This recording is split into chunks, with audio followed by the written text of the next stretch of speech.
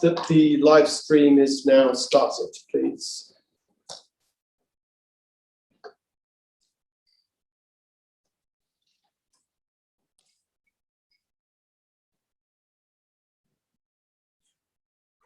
Thank you. Good morning, everyone. I'm Councillor Jonathan Lester, the Chair of the General Scrutiny Committee, and I will be chairing today's meeting.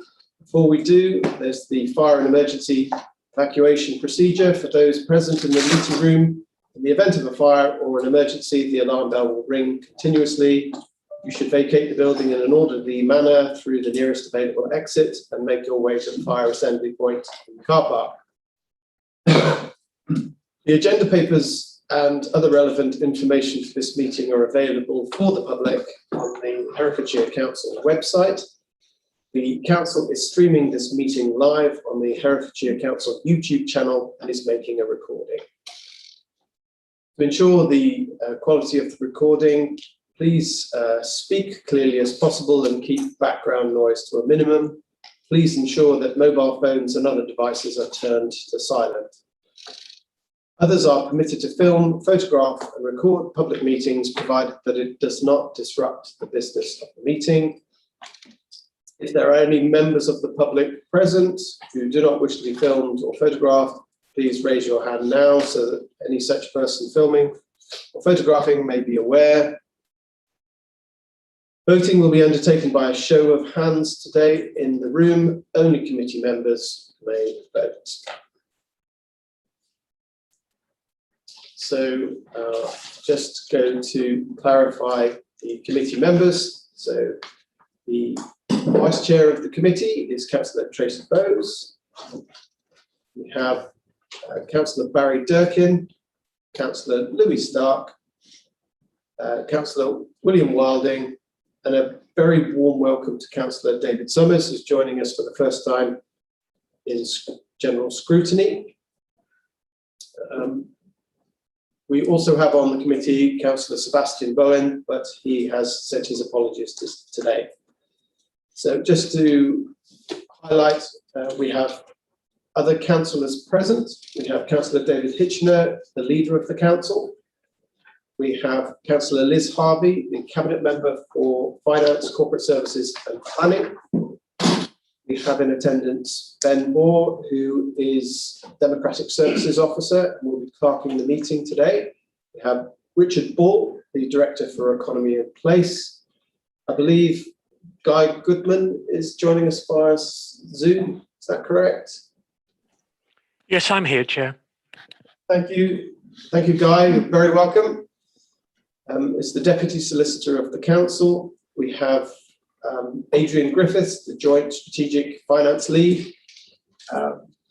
Becky Howell-Jones, the Acting Director for Public Health, is delayed, but will be joining us as soon as possible. We have Andrew Lovegrove, the Chief Finance Officer. Amy Pitt, the Assistant Director for Talk Community, the Talk Community Programme. Jenny Priest, the Democratic Services Officer. Paul Smith, the Assistant Director for All Ages Commissioning and the Interim Director for Adult Services. Just joined by Les Knight. Welcome, Les. And last but by no means least, Claire Ward, the Solicitor to the Council. Before we start, I would just like to say three thank yous. I would just like to thank Councillor Matthews and Councillor Hewitt, who have left the General Scrutiny meeting and have joined other committees, but they played a crucial role in this scrutiny committee and gave many contributions over the last 2 years, and I'd just like to thank them for their efforts. We're delighted that we're, as I say, joined by Councillor Summers and Councillor Bowen. And then also a special thank you to Tim Brown, who was the clerk to the committee. He has retired, and I'd just like to thank him for all of his service towards the scrutiny committee, but not just that. Tim was a long-serving member of this employee of this council.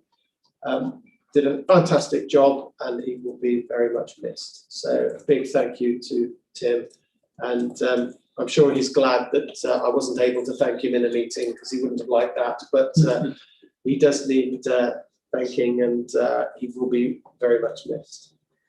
So on to apologies for absence. I know we've got apologies for absence from Councillor Bowen.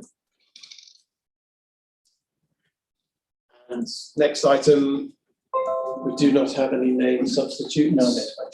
No.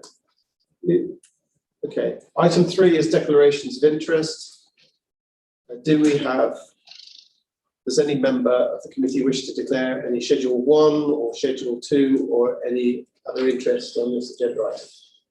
I was on the COVID working group. I'm not sure if that makes any difference. I don't think it should be recorded as a prejudicial interest, but it's noted all the same. Councillor Summers, thank you. Next item is agenda item 4, which is the minutes of the last meeting, which was held via Zoom on the 26th of April. And it's included in the agenda. No matters of accuracy have been notified to the monitoring officer. Therefore, from the chair, I'll move that it's signed as a correct record. All in favour? Thank you. No one against, no abstentions. Thank you. Next item is agenda item 5, which is questions from members of the public. No questions have been received from members of the public on this occasion. Item 6 is questions from councillors. A question has been received for this meeting from Councillor Watson. The question and the response have been published as a supplement to the agenda.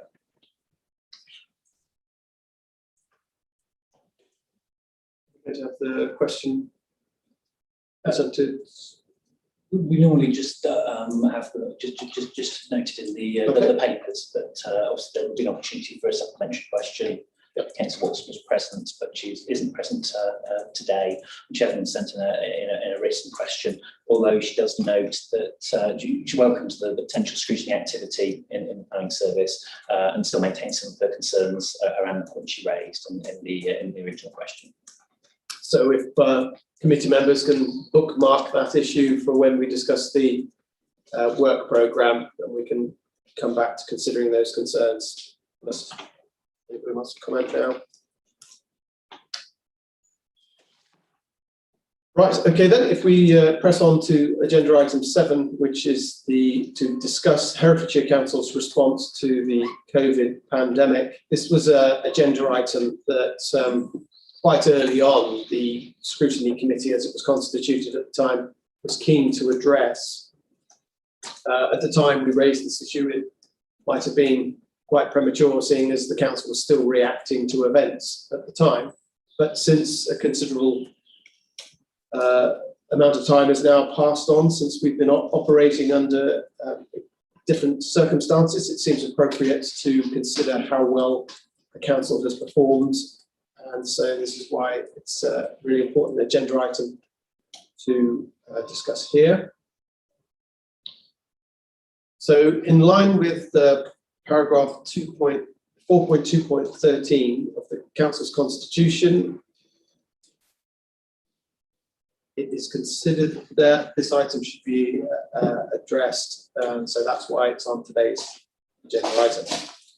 So the committee report that we've got before us has been compiled by Claire Ward. So I intend to quickly go to Claire to start the ball rolling, and then committee members will note we've got key officers here who will be able to answer any of the questions. So what I propose, after we've heard from Claire, if committee members through me would like to just address certain points generally or to specific officers, then feel free to do that.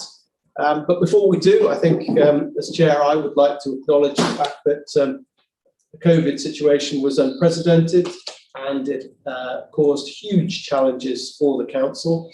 But I think that the council has done an extremely good job, and officers have done an extremely good job in reacting to those extremely challenging circumstances.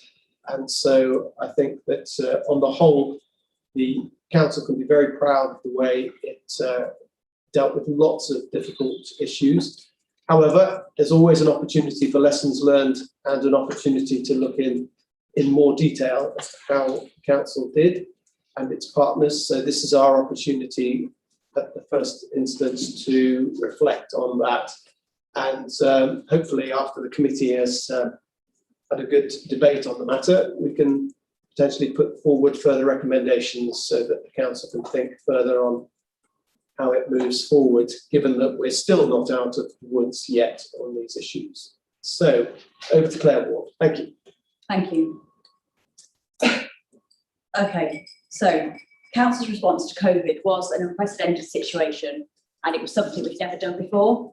We're good at responding to floods, we're good at responding to other emergencies, but this was something that we've never encountered before. And as a council officer at Herefordshire Council, I was immensely proud to see how every single member of the council and every member of staff responded and was ready for the challenge.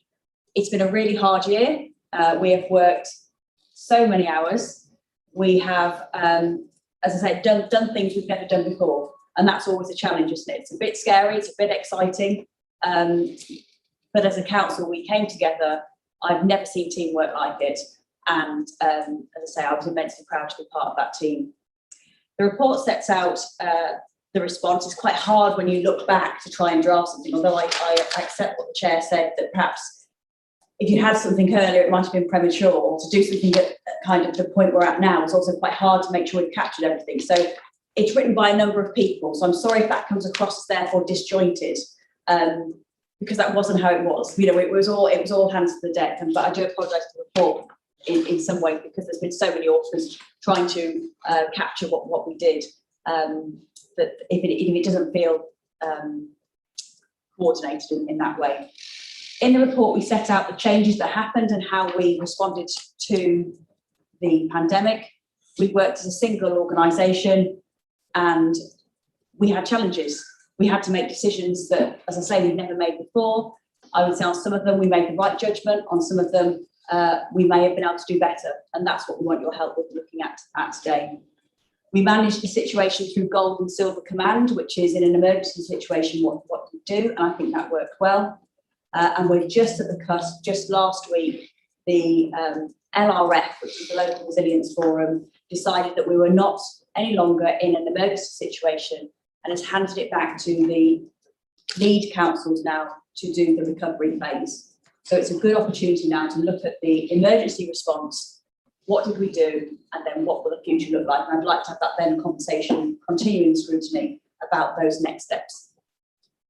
I've got officers here who are very much involved in all the work that's been undertaken, and happy to take any questions. Okay, thank you, Claire. And who wants to kick off? Councillor Summers. Thank you. I was on the COVID working group, and the one issue I had is the chief executive was sharing data on a regular basis, and in the working group, the first thing we heard, and probably took half the show, was basic data again. And I think on question 20, mental health, etc., I think that if we'd been used more towards that end, we would have been better off coming up with ideas, etc., etc. I know I mentioned the fruit farmers sometime early in that grouping, and it was just flown over, and then later on it came out that there was an issue. So I think, we're getting the information, the data all the time. If we're going to have a working group, let's use it as a working group and try and improve things or come up with ideas that would help. And as everybody knows, I'm very passionate about mental health. I honestly don't think we did enough in that area, and I think we could do a lot more. For example, we have a perinatal department just up the road here, and they must have probably 100 young women, pregnant women on their books already, and they've only been open about 6 months. We've not looked at, with all the stuff that goes on with pregnancy, now we have a double whammy of COVID on top of that. I don't think we paid enough attention to them. I don't think we were looking at that end of it. So there were things that we could have done earlier, especially in mental health. It was obvious it was going to be a problem. Obviously, we're going to have a pandemic in mental health, and I think we failed a little bit in that respect. By the same token, I have to say we did a fantastic job all around. Just certain areas that people's well-being, also our staff well-being. We have cards for them. We didn't give them those cards. They have to ask for those cards. They should have all been given those cards immediately and said, if you need help, here's where you call. We're behind you. That wasn't happening, and I've been pushing that for over a year before that. So those are just the little things that we need to make sure that well-being is taken care of 100%. Yes, we did, and we put out things saying, yeah, we do this, we care, but doing is the thing. I don't think we did put in. Thank you. I'm happy to answer on, there's two questions there. One was about the working group and how effective the working group was. The working group was a subcommittee, wasn't it, of the Health and Wellbeing Board. The guidance was coming out usually at 10 o'clock at night, I'll be absolutely honest, ready for implementation the next day. I mean, at the height of it was incredible what was happening. I'm not sure with everything else that was going on that we really grasped what that working group could do. And I think it met too late, if I'm honest. And I think that would be a learning through. So the guidance came out that was a bit woolly. It was a couple of sentences, and actually we could have made that stronger. So I would accept that. On mental health, I've probably got other colleagues who can talk about what steps were taken. I'm not sure about pregnant women as an example, but mental health generally. I know for staff, we definitely had staff comms out every week saying we have Orchard, we have staff support, but I agree it's by email. Were there other ways of communicating that support? Thank you, Councillor, for the question. In terms of mental health, multifaceted. Sorry. Can I? When people are watching the YouTube, I'm told that people are not knowing who's speaking. So if somebody raises their hand, then I will say Paul Smith, and then that way somebody will know who's speaking. Sorry to interrupt, but apparently it's a criticism of it being led live that people aren't quite sure who's speaking. So sorry about that. Paul Smith. Thank you, Chair. Thank you, Councillor Summers, for the observations and the questions, particularly around mental health. And again, multifaceted, and you've specifically mentioned pregnancy and females affected by this during the pandemic. And of course, there was a huge impact around that particular cohort because, of course, in general terms, ladies that are pregnant would be supported by their partner when visiting hospital, and that wasn't allowed during the pandemic, which of course often is the case, of course not always. As a council, I think we did a lot for the mental health and the wellbeing of individuals throughout the pandemic. We certainly met with a number of vulnerable groups. We brought Project Brave from zero to a live project during the pandemic, and that of course supported the mental health and wellbeing of the homeless people cohort. And in terms of the support for vulnerable groups around mental health, I think we can do better. I think I would agree with you. I think we can do more. But I think we did invest a large amount of the resources that were available to us to support people's health and mental wellbeing. And I think that we recognise that as an impact of the pandemic, and increasingly recognise that now there will be an impact of the pandemic in people's mental health and wellbeing. And as an example, we've invested a fairly large amount of the grant funding that we've obtained with providers to support care workers and in terms of health and wellbeing. And there is a counselling service available for care workers specifically that mirrors the availability of that service for the council workers. And we've also been heavily involved in the implementation and mobilisation of the new Mental Health Trust, which of course you will be very well cited on, Council. I believe we can do more, as I said, but I believe that we did do what was possible within the resources, but we would welcome the support of individuals such as yourself who have a particular expertise in this area to help shape what we do now for the next 12 months, because I believe that the impact of COVID will be even stronger now in the next 12 months around mental health and wellbeing. So But I do think we did as much as we could within the resources, but I believe we could have done more perhaps. I would agree with that point. But I think now in the next 12 months is really where we're going to see the impact. Can I just add, Chair? Councillor Summers. Just a simple thing, and it's the cards that we have made up. You know, I know it's been put out there that they're available, but if we took the time to give each member and each carer one of these cards, and when a carer goes into a home, and this is looking at the future now, if somebody needs some help, they have this on this card, and you can just look at that. This is what's available. Right now, they have to go searching for it. We don't want them to. One thing about mental health in crisis, suicide doesn't wait. It happens. We need to be able to have that information at our fingertips, and it's there. You know, I'm not knocking. You know, you've done a good job on that. It's there, but let's put it out there. Let's show their staff that we care by saying, this is what we've done. This is what you have. Keep this with you. If you have a problem, use it. It shows that the council cares about them. It helps the caregiver if they're into a home, etc., etc. It's just a very simple thing. So just something like that, I think we should be really pushing on at the moment. You know, we have the cards. Let's use them, but let's make it personal. But read this, read that, and everything else. Let's make it personal. Anyway, thank you. So we've got Amy Pitt and then Richard Ball. But before we just leave on the issue, Paul, I think it's something that the committee is going to pick up on in a few moments when we discuss it further.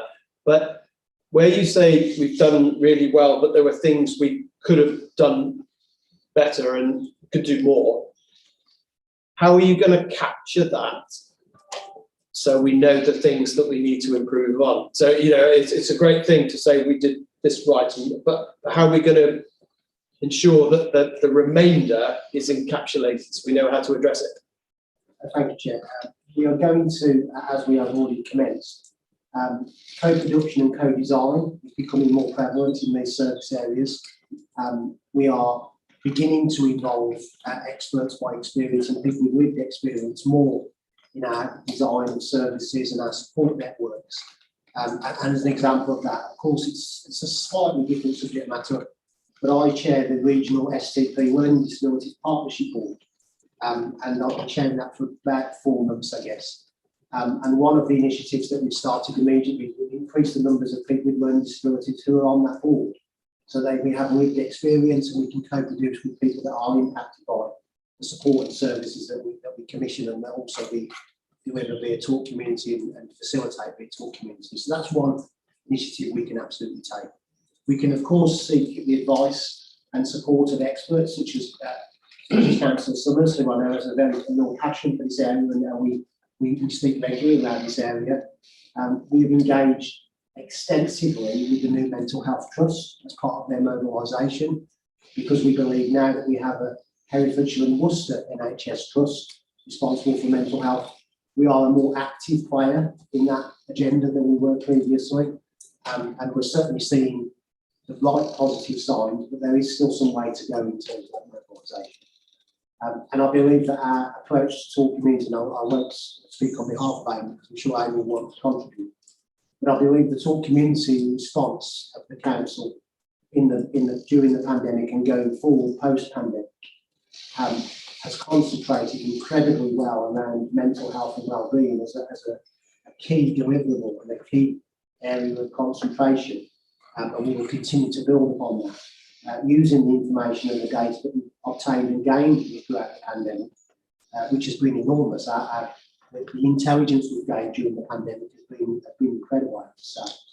And we shall use that intelligence to future plan services and co-produce them with people with lived experience. I believe that's the way to do it. Thank you.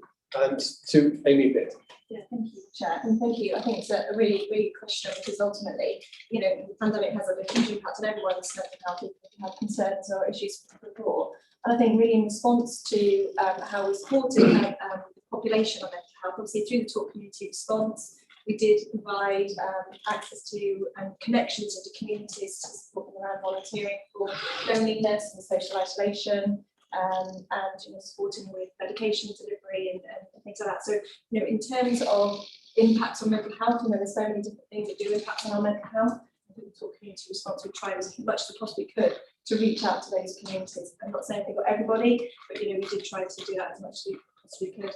And also not forgetting as well the voluntary community sector. They did actually have to, some key organisations did close for a period of time. They didn't know how it was going to affect them. They then subsequently went online, and many organisations did and still continue to do that online. And obviously, have started to open their doors. Obviously, that would also have impacted, but you know, we are starting to see that sort of that change now. And as Paul's alluded to already, you know, through Talk Community, we've already got some programs of work that we're already putting in place around this agenda. We are looking to train a number of volunteers and community leaders on mental health awareness and first-aid training, and working really closely around suicide prevention work as well with our colleagues and help around that, and another number of other areas in our recovery plan that we're looking at as well as in terms of, but I think you're absolutely right, it's a key area that we need to focus on and continue to put some efforts into, from a low level prevention side right up to, you know, the really acute health. Okay. Thank you, Amy. Richard Ball. Thank you, Chair. Yeah, I suppose I just wanted to highlight the wellbeing aspects of some of the changes to services that happened. So there was a lot of services that had to obviously close at the time, and we had to transform them very quickly to deliver in a very different way.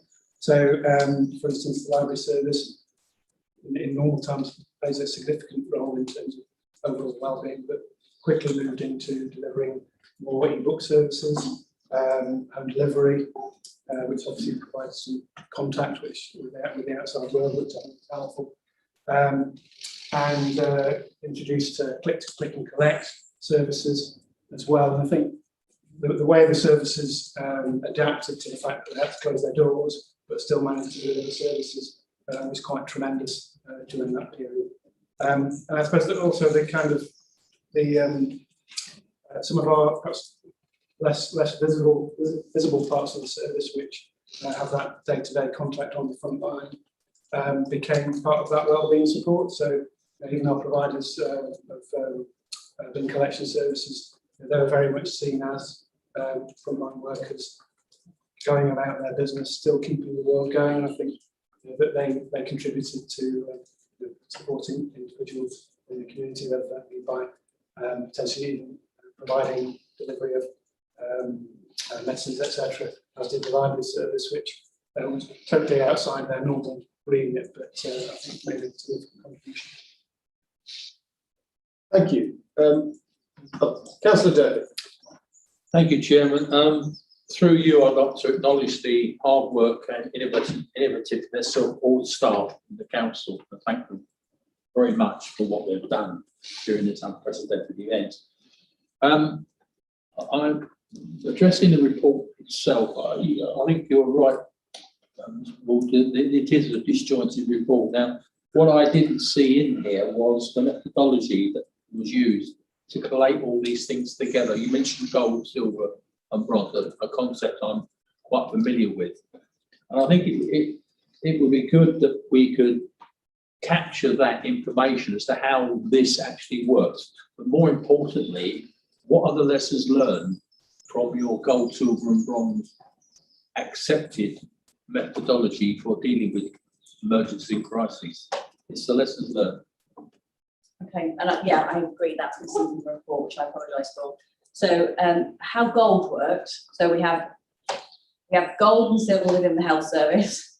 We have gold and silver within the local resilience forum, which is the West Mercia, and then we had gold and silver within the council. So the gold meeting was the management board that met 3 times a week to begin with for at least 2 hours. Basically, based on the risk assessment, looking at what do we need to do next. And you've got to remember those first couple of months, we had no idea this was going to go on for as long as it did. You know, so although I accept that we've missed some things, we also didn't know how long this was going to go on. We were trying to be reactive to a situation that was ever changing. So I think gold worked really well because it was regular. It was open, and there was some really, really good teamwork. What also happened was, and it is noted in the report, was the chief executive recognised that this was a full-time job for him. So he led the gold response. he was our liaison with all the partners and was able to do that. But as a result, that meant the day job had to be covered, which was when there was interim arrangements in place. In some ways, you may say that then became disjointed because there was one part of the organisation that was fully immersed in the COVID response. What we did to make sure that wasn't the case was we asked for Donna Vickers as Assistant Director to be the link into business as usual as well. So I think that worked well. Silver, I would say, was a bit more hit and miss. So operationally, there were Silver meetings going on, but it very quickly became business as usual again. And actually, as of next week, we are putting Silver back into place to make sure we are coordinated, because it's all about, isn't it? It's about making sure all the right conversations are going on, but we don't have too many meetings and we're efficient. I mean, I'm happy to come back on the emergency response if you want a separate item to go through that in detail. I just think that from a scrutiny committee, I think it will be good to understand the goods and the bads of gold, silver, bronze with this in mind. And I appreciate when you've got 3 golds and 3 silvers and 3 whatever it is bronzes, you are backing against nothing. It's terrible. But I think it would be good if we could understand as a council what we did right, what worked right, and what didn't, more importantly, because if we can capture what we didn't get right, I'll give an example, if I may, Chairman. There was Sure. You mentioned in the report about vulnerable people being contacted by the council. Not all vulnerable people were captured by contacted by the council. Now, it's not a criticism as such, it's just that it's important that these people are contacted. I know from personal experience they weren't. Where did the information come from of these people, and how can you make it better next time? Because it did, I wouldn't say fail, but it fell short. And so that was on our risk register because, again, 10 o'clock at night, and I'm sure Amy and Paul remember this, there was lists upon lists upon lists coming through, weren't there? All the lists were different. So I think 2 things. I'll pass over to colleagues who were more actually saw the lists. I admit I didn't see the lists. But I think in relation to the emergency response and how emergency planning works in this council and how did it adapt to a long term compared to flooding, I think would be a really good thing to look at because it's a small department. It's a shortcomings Yes. more than what the success is. I think need to be looked at and addressed and considered. So if I might make that as a recommendation from this meeting.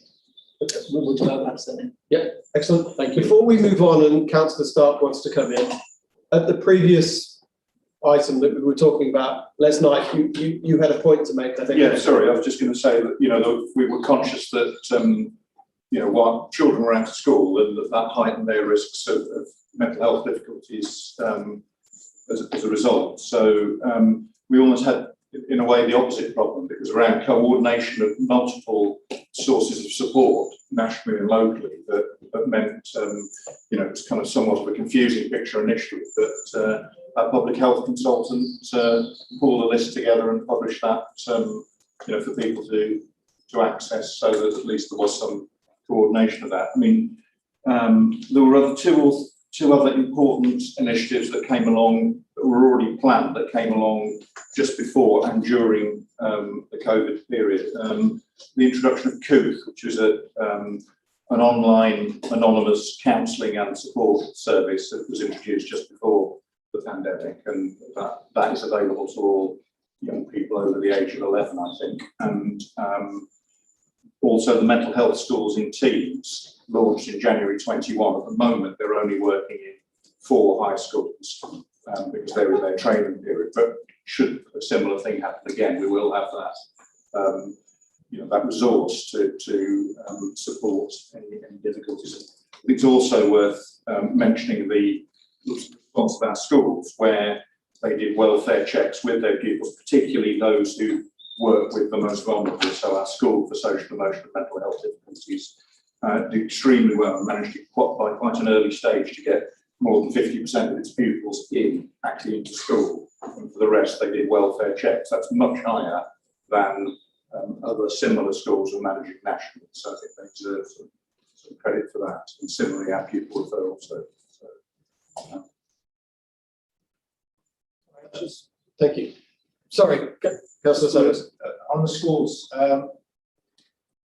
the funding for the mental health in schools came through in, I think, 2020, which was before COVID, if I remember correctly. One of the problems at the time, and still is, that it was aimed at secondary and primary was left out. Can you tell me what you've been doing to bring primary we element up to the standards that I know you have funding for the. We had a bid to NHSE England, I think, comes through for a second team that will deal with primary and also children in care in particular, focused and other vulnerable groups. So that we're waiting the result of that bid. Oh, well, I'm really happy about that. I go back to the funding has been there since at least 2020, possibly 2019 when it first came into being. We only have 4 schools right now on it. Came in before COVID. Is there a reason why we haven't got more schools involved? Yes, there's a long period of training for the staff. So the support staff have a 1-year university programme they have to attend, and they have a placement school, which is 4 schools. It will be expanded in November to all secondary schools. Thank you. Okay. Just to advise the committee, and today we're now joined by Becky Howell-Jones. So thank you for joining us. Becky's the Acting Director for Public Health. So you joined and you're very welcome. Before I go to Councillor Stark, who's waiting very patiently, Claire, can I just pick up on one point you made about gold, silver and bronze? Did you say that was something that we were advised we should have? No, we always have it. So, right. So the LRF, so Local Resilience Forum, which coordinates all blue light and all responding authorities under the Civil Contingency Act, basically is the conduit for multi-agency response. And then you have gold and silver under our emergency planning procedures for internally how do we deal with emergency. Okay. Perhaps we need a few more precious metals to separate the confusion. Councillor Stark. Thank you, Chair. Can I say I have a number of sort of questions or areas I want to explore? First of all, can I say that I'd like to thank you for the way that the council mobilised your staff, your physical assets as well, not just staff, the IT, the buildings. I think that was a magnificent effort. I would also like to congratulate you on some of the outputs you achieved. It's shown in the report under the overarching numbers. My first point, and it is maybe a wider point than Councillor Durkin's, this was a national pandemic. There were a number of parties involved from national government, regional organisations such as West Midlands, the group of councils, West Mercia Police, the health service, public health. There's a flavour in the report that some of those relationships didn't quite work in the way that they should. And I really didn't see us teasing out, Chair, what the lessons could be learnt from that. For example, I do know at one stage, the communications from government was completely at odds with the communications we were sending out locally. We ended up in about 4 tiers in a matter of weeks because of that.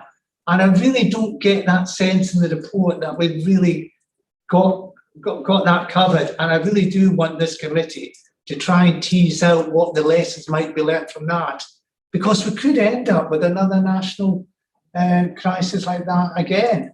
So I'd like you to at least explain what you learnt from it, if you've got any plans to pick up from it, and what we as a committee can perhaps help through recommendations to support that. That's my first point, and I'm happy to leave it at that until we get an answer. So communications. And not just communications, but actually the whole relationship itself and how it worked. And I think probably I've got perspective and probably hear from others as well, because we're all working at our own levels, So I think what I observed, because I wasn't in every meeting, I can't say I was that their relationships had to be established very quickly. So for those that were on these team calls, sometimes it was people who you'd never met before. So everyone was trying to grapple for information. There definitely was mixed communication coming through from all sorts of different sectors, not just local government. Local government communication was very late. So we were often ahead of the game. We were already thinking about things, and then you'd get a circular from local government a week later after we'd already made a decision on it. So there were some things. I think the biggest thing that we did that was different, and please other people that were in areas, but I think our PPE decision was one of the biggest decisions we took. So there was guidance about levels of PPE protection that you needed, and I don't want to take Paul's thunder at all, but that was a big decision. So I think that's one to use as an example of where we took a different decision from the rest of the country. Yes, Paul Smith. Thank you, Chair. Thank you, Claire, for introducing that. I think it's something that the council should be immensely proud of. I can recall Good Friday in 2020, where I got a cup of coffee and went into the garden, and then got a call from the chief exec to say we're spending the day ordering PPE.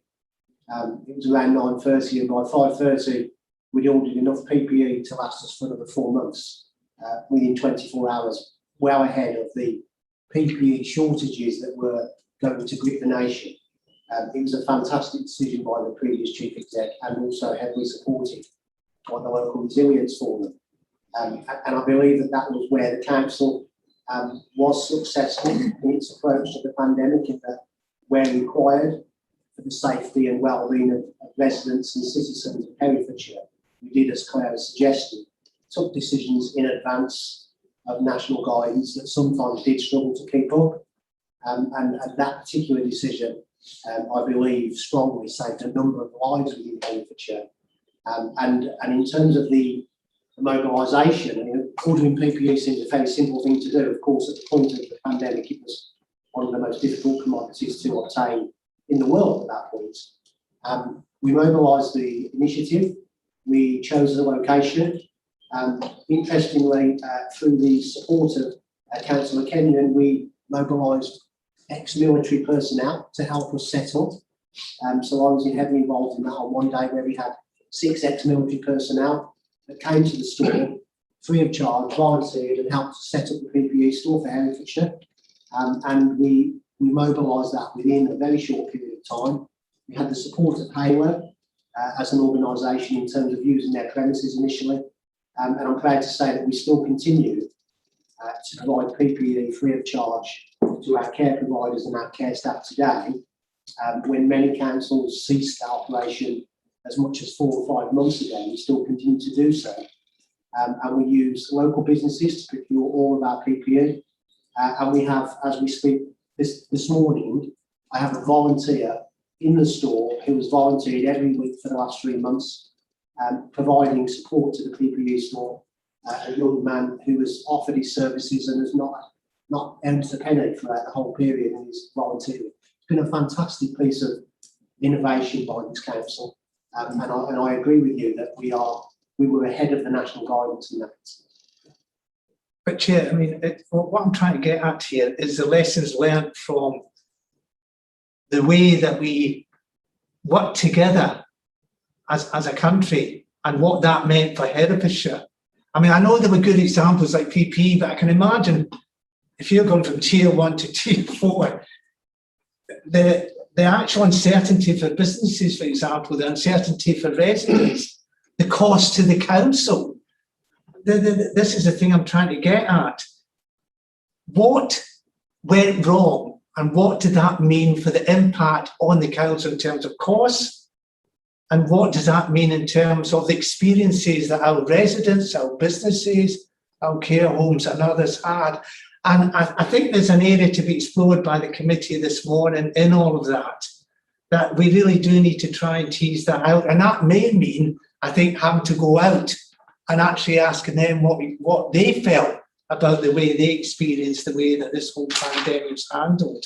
I think that's a key issue for us. And that's something that I think we will have in our recommendations, because I think that's very important, that we don't just see it from our point of view and what we did and how we work together. I do think we need to see it from the recipient's point of view and try and gain information from them. My second point is around metrics. You've got a lot of data in the report, and I congratulate you on that. But there are some serious metrics out there we need to look at, like infection rates, deaths, care home deaths. These are things we can't avoid. And I think as part of this exercise, Chair, I think we need to have a recommendation around gathering some of that information together. It's probably already there, but I do think we need to actually gather that information, look at what the experience was for Herefordshire, look at how that compares to other shire counties, and really see from that how well or how not so well we did in terms of our response. Because at the end of the day, this is a national pandemic. As you see in the report, every Herefordshire resident was affected by this pandemic. And I really do think we need to try and gather that information together to get a whole picture of how we performed here. So Becky. I'd like to comment on both, if that's okay. Yeah. Becky Howell-Jones. Sorry. Yeah. No, go ahead. So firstly, on the data, we have collected that throughout and tried to work in terms of sharing that with our partners and making that visible. The data situation has changed considerably through the period of the pandemic. Very early on, it was very difficult to get hold of data. It was quite closely held, not by us, but by different parts of the system. Now it's all available on .uk, and that's really open and fantastic. We have done a summary in the annual DPH report, which I can share with scrutiny. But I think the other thing to say is in terms of comparisons, it's very difficult. We have had a lower sort of prevalence rate to other areas. There's some work going on nationally, trying to looking at what the factors affecting that might be, whether that is some of the aspects such as the sort of Herefordshire, the way people engage in their community, whether that sort of facilitates some of the messaging and some of the testing and some of the compliance aspects, as well as other aspects, such as our geography, for example, and connectedness with other cities. So there is work going on to look at why we might or might not have had certain infection rates, and some of the data are there, but they're not in the report. I think, can I also comment on the decisions on the regional, the local regional aspect? There's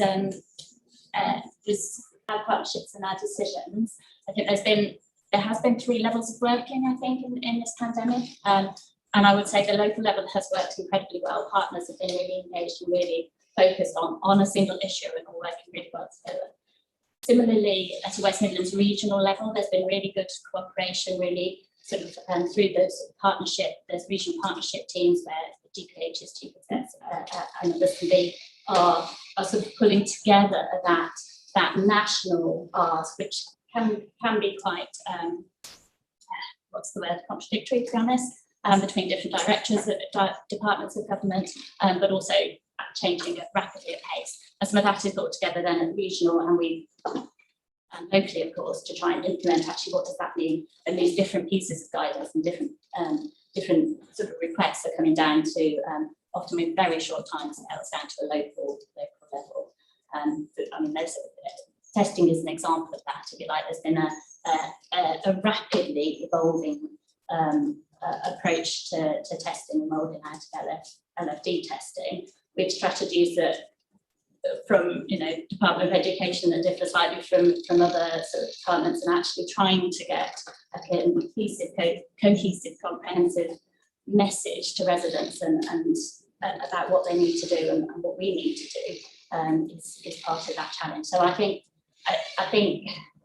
reflecting on what's been sort of the lessons learned, I think some of it is absolutely the benefit that local partnerships will have the same focus, but actually also that really regional sort of learning from others and being able to pull together from national. But you're right, that some of those national decisions we were not able to influence the tier, bouncing between tiers and the situation that we were left in with areas around us being in a very much different position to Hereford, and therefore it's been an attractive place. Just doesn't make sense. But things have evolved, and obviously that has not been the case since spring. Yes. Okay. Sorry, Richard Ball, did you want to come in? And then Councillor Bose. Richard Ball. Okay, thank you. Just very quickly, I just support what you said in terms of the local relationships, the inter-organisation relationships during the built up over emergency situations like flooding, etc. Really helped because people have those relationships in place and that worked well. I suppose I also just wanted to pick up on the general PPE point. It is quite it's a unprecedented situation where there was scarcity of supply, and I think local businesses also really stepped up to the mark and looked at the opportunities there to innovate and support us. So through the work and the contacts we have through the development, the businesses look to help us and also innovate through producing things like hand sanitizer, which is really different to their own business. So I think it's a credit to the whole of Herefordshire that people play their part. Thank you. Councillor Bowes. Sorry, thank you for your comment. I just wondered, would a recommendation going forward be along the lines of when the government changed the tiers for Herefordshire, as far as I'm aware, the local council and local partners weren't consulted about the changes. Do you think that as a group we should be recommending to government or whoever it is that, you know, going forward you should liaise with the local people on the ground, the local councils and the local partners before making a decision? That, because obviously we were in tier 1 and every man, dog and child suddenly came to Herefordshire, and you know, we went then to tier 4. So personally, I don't know what the group think, but I think that they should consult local councils and partners to find out before making such a mammoth decision that will affect our residents. They should consult with the council and our partners on the situation on the ground and what impact that might have and what the feelings are of the local council and partners. And to be honest, I think we did feed our views through, both myself and working chief executive to push the view of where we wanted to be. But the decision was obviously taken separately, but there wasn't any wider consultation. There was no sort of dialogue either. No dialogue. Yes, Councillor Stark. And then it follows on about the public inquiry that's going to take place on COVID. And I'm very anxious as a council that we feed into that. I think, as you've rightly said, there's some good examples of where we took the initiative, but should we have had to take that initiative? That's the point. What sort of support did we get from government? This was a government-wide crisis, and I just worry that we have suffered more because government hasn't stepped in and supported us the way that we should. So I would really like us to think about what evidence we would like to put into the public inquiry, and I would urge the executive to make that a priority, that we do feed into that public inquiry the lessons that we learned from Herefordshire as to how the pandemic was handled by central government and what that meant for us, not just in terms of cost, but in terms of perhaps even the impact it might have had on businesses and on residents, and dare I say even on care home deaths. I do think we should be quite stark about that, because this is about a lessons learned exercise, and I don't think we should pull any punches on that. Thank you, Chair. That's an excellent point. The point I would make also, and it's something perhaps officers can bear in mind as we're flowing on from this discussion, is that a local authority and their partners have their own jurisdiction. So how much of this should have been, well, these are our decisions to make anyway, without relying on waiting for somebody else to make these decisions for us? And I think perhaps PPE was an example. Maybe we could think of other examples of where, and there's one point I want to explore a little bit about the parking measures that were instigated in the market towns. There seemed to be various conflicting views at the time, if I recall correctly, that the view was, well, government was saying you've got to do it. And then when it was queried with government was saying, well, no, we're telling you you can do it, but it doesn't mean to say that you have to do it. It's up to you because you're on the ground and you're the ones who will make the decisions in your area. So I think I think perhaps one of the interesting things to tease out would be in future where we definitely know and think this is our decision to make, and when it's a decision like the tier system where it's made for us, whether we like it or not. And it's trying to balance the dynamic between where we think, no, this is up to us, we're responsible for this, so we're going to make this decision, and then where we have to follow the national lead. And I'm not clear here at this stage whether we know where those lines are. I mean, I'd say Andrew and I discussed that daily, honestly, because one of the biggest things was the vacuum of information. So we were trying to work out what can and can't we do. And this was unprecedented. So PPE, I'm using an example, there was a couple of outbreaks where it's how far can we go?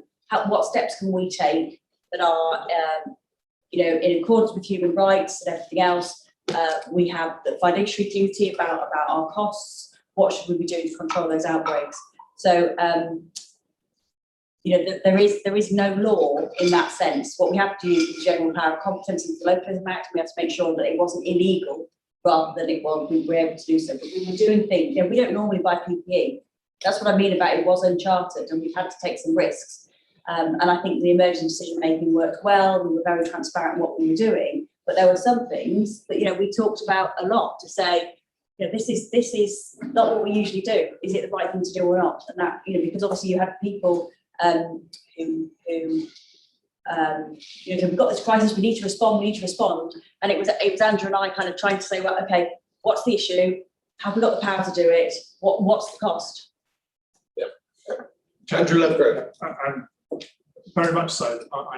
Paul has just mentioned that Easter weekend where we bought PPE. I was involved in those calls and those decisions, and I had to take a decision to spend a large amount of public money with a company we'd never used before.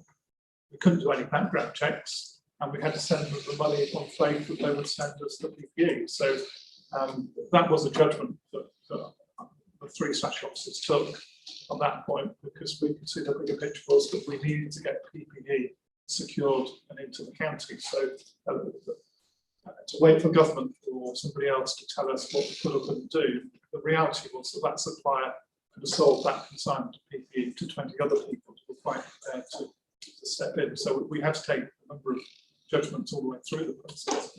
Another good example is the payment of grants to businesses. This council, technically, we paid them too early. We should have started making payments on the 1st of April. I sent the first 2 payment runs in March. So I technically broke the rules that government had set out. We have the Secretary of State on calls to all councils saying, get the money out the door, was the phrase we used. Did point out that we hadn't had the guidance from his own department. I'm not trying to be critical of the government department. They were all doing as best as we could, but we had to take judgment calls about what do we do. And we took the call that we had to get this money paid to businesses as soon as possible, with no good being in our bank account. Need to be in the business's bank account, so we took those decisions. In terms of lessons learned, one of the things around those grants became very clear very early on. Our records of smaller businesses weren't up to date. And the reality is, we all know that if you have a small business and you reach a small business rate exemption, you get a nil bill. And we send out lots of those bills across every year. And for lots of businesses, they've stopped trading or moved on or something like that. And they just get filed because it's a bill for no money. But clearly, we had to rectify that very rapidly because we wanted to make sure the grants went into the right hands. So we had to do an awful lot of work to try and sort out who was actively trading, who was active business. And the date was the 11th of March.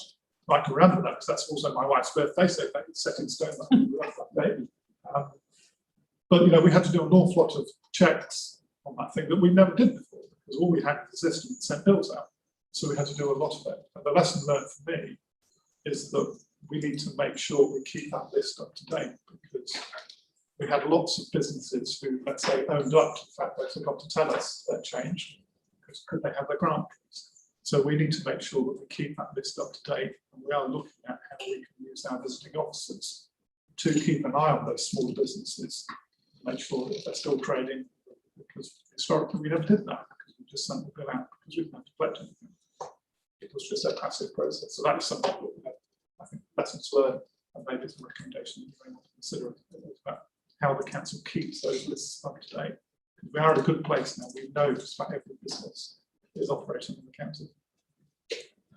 And that would be, Andrew, that would be a general point about all points of contact, members of the public, like we had the letter going out to residents, and I'm sure some of that information wasn't up to date, so it would have gone to an empty house or something like that. So it really emphasises the point about if you're going to have to communicate on a mass scale, you need up-to-date records for every service that the council does. Otherwise, you're either sending information out incorrectly or handing somebody a cheque for £10,000 who finished trading a long time ago.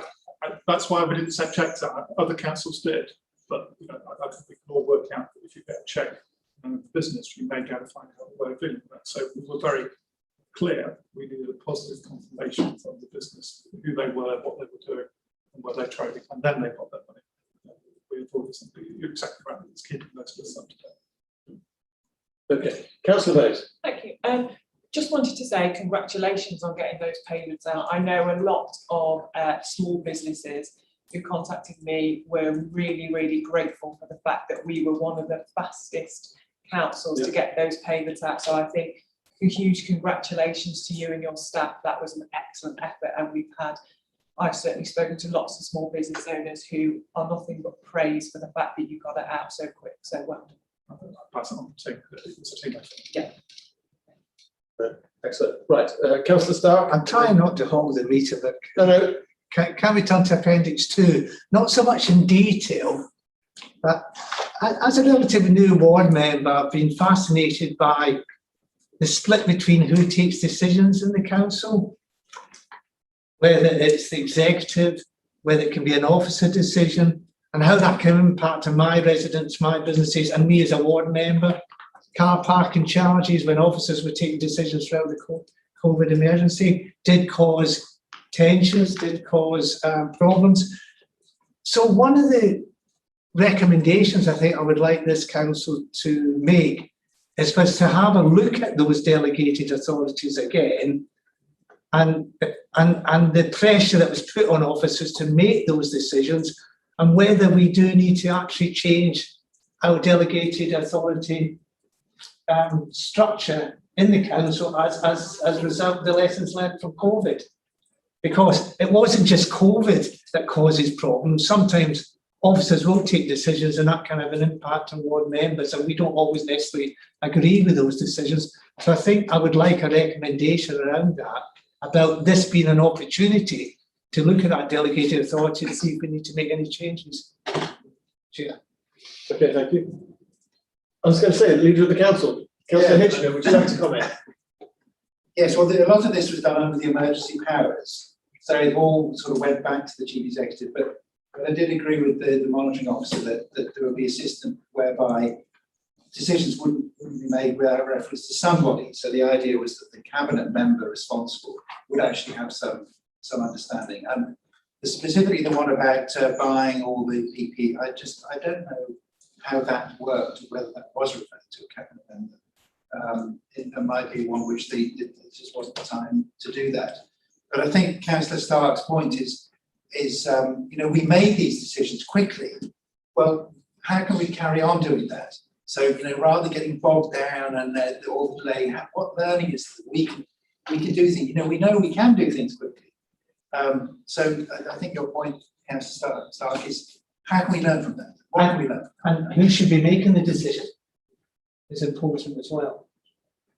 Sorry. Who should be making a decision, whether it should be officers or it should actually be the Yeah. Okay, Paul Smith. Thank you, Chair. Just in response to the point around the decisions making, specifically around procurement of PPE, because of course that has been subject to some scrutiny around the central government response to that.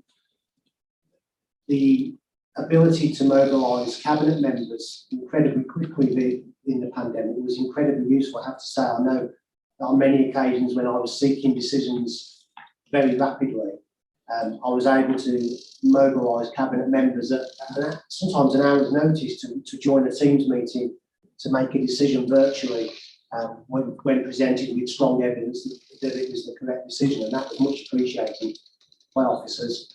And I can also confirm, as no doubt sisters of council will, that the PPE purchases were subject to a swap audit in the back end, I think it was the Q4 of last year. And there was one recommendation to audit committee which was satisfied and reported back to audit committee. So the procurement of PPE has been audited by SWAP and was found to be, there was only one minor discrepancy which was satisfied by the audit committee. So there has been an audit of that particular piece of procurement. Okay. Well, Councillor No, Boat. it wasn't a response, it's my question, Councillor. Oh, go ahead. Councillor Boat. Firstly, I echo everybody's comments. I think we did a fantastic job. I think staff and officers should be very proud of what we've achieved, and I think you did pull together very well, and hopefully councillors helped you in that. I've got some questions around staffing. I'm a manager myself. I am now remotely managing staff. And in the pandemic, I struggled to start with to find time because of my day job to actually manage my staff and check in on my staff on a regular basis. So I had to make a conscious effort to put time in my diary to give my staff the chance to talk to me. And, you know, in the end, every Friday I booked in a 12 o'clock session. Hey, it's Friday, it's gin time. It wasn't gin time, but that half-hour session was just about talking to them, how they're doing, nothing to do with work, because I realised that the fact that we were all working remotely, we weren't having our usual banter in the office, and you can tell on calls when people are feeling low, and and I just want to make sure that everybody's working really hard, but I want to make sure that the managers have got the time to relate to their staff, to talk to them, even if it's just a 5-minute catch up every day or every other day, that the staff know that they can call their manager, and the manager knows I've got a busy day, but I've got to spend time on my staff. I think mental health first aiders are fantastic. I referred some of my team to mental health first aiders during the pandemic. They said it was fantastic. They found it a great support. We also have cards, which Councillor Summers mentioned. Every member of staff has a card where the number is available 24/7. So everybody was aware of that. Said, looking on our intranet, it was there and readily available. And I also wanted to ask about plans going forward for remote working. I work in an office where most of my team don't want to go back to the office because they've changed their working day, and they can put the washing machine on, and they can do the dishwasher, and they can do whatever, and they can go for a walk in the morning, and it's much better for their mental health. So are we asking our staff, what do they want? Are we saying to them, there are opportunities for flexible working? Do they know that? How do people feel about going back to the office? Claire. So in relation to how managers have reacted, I think we've probably all got experience of all different ways people have done it. You're exactly right. Seeing people is really important. So we all had team meetings, obviously all remotely, but team meetings of different, cup of tea and cake, whatever it was, that time to be as a team, so big teams, smaller teams, and one-to-ones as well. And we also actually put out to say, and if you haven't seen your manager, so we were expecting managers to do it, but we also said to staff, if you haven't seen your manager, you call them. So that it was acceptable to call your manager if you haven't seen them. So we couldn't make sure that it happened across the board. Yeah. In a number of areas, we actually put it as KPI to actually ensure every manager saw their member of staff. Because what you started to see was people not turning on their cameras. You saw people not communicating in meetings, and obviously as the tiers went up and down, you could go and see people, sit out in a park or whatever. But we have taken steps. I'm sure everyone's got examples as to how innovative we've been in trying to do that. In relation to the future, BWOW is dead. You remember the BWOW, Better Ways of Working? That was the old sign project about trying to look at better ways of working, better furniture, all that sort of stuff. That's dead now, because we've come on so far as to working from home. The new chief executive's talking about flexible futures. Okay, so he wants a staff representative group that will shape that, so we get the best out of working from home and the best of working together as well, face to face. I'm hoping that will be a September start. We're certainly not waiting for the 21st of June saying we're all going back, and it won't be going back to the office. It's about a new way of working. So there is a huge piece of work going on about that. We'll do some piloting to begin with staff as well to see whether it works. But I think that's quite an exciting opportunity actually. And with the new chief exec, obviously that's going to be part of his. This is what I'm here to do. Paul Smith. Thank you, Chair. Yeah, I would echo Claire's points. In fact, I don't recall the exact date, but whichever date, it was a Wednesday, I recall, when the message came out that everybody was to work at home, and teams frantically decided whether they were going to take their chair in the office in the boot of their car and mobilise laptops, etc. But certainly the team that I was responsible for immediately decided to set up a WhatsApp group so we could communicate very quickly, and also in a slightly more relaxed way than perhaps we've done in the past. That WhatsApp group still exists today, not quite as active as it was at that point, I have to say, but it still is. And certainly it was important to me. I am quite a hands-on manager, I believe, and sort of I often used to walk in the office and shake someone's chair to have a chat to them and be quite visual. And so I set up fortnightly chats with my team. And interestingly, I've walked forward this morning to make this meeting because I've had one this morning from the hotel foyer, because I believe that will continue regardless of our working practice. And productivity in the virtual world, I believe, is as good, if not more, if not stronger in some areas. And I believe that the new way of working that the new chief exec wishes to introduce will be welcomed by many members of staff. I agree with you that work-life balance is improved. I now know who has a dog, who has a child, and what they look like, which I didn't know 12 months ago. So I believe that it's been very well embraced by staff members, and I hope long may it continue, because I believe that as an employer, a flexible approach to working will allow us to retain and create and also attract talent to Herefordshire, and I believe that that's a real opportunity going forward. Yes, I agree. I mean, the point I note, and I think it's a point to note for everyone, not officers, scrutiny talk to officers, general point to everyone. The innovation existed before COVID, so why on earth weren't we using it sooner? I think that's the question for any organisation. It was already there. Somebody didn't create these video links overnight as a response. So it begs the question. So we're all wiser with hindsight, but I think the question has to be now then, if we weren't using the innovations in the past, and we could have been, what's the check to ensure that we can use further innovations without sliding into a new way of working that doesn't continually question how we're working? Because if we'd have, think about traffic and we think about people's work-life balance, why weren't we using some of these Zoom, team, whatever?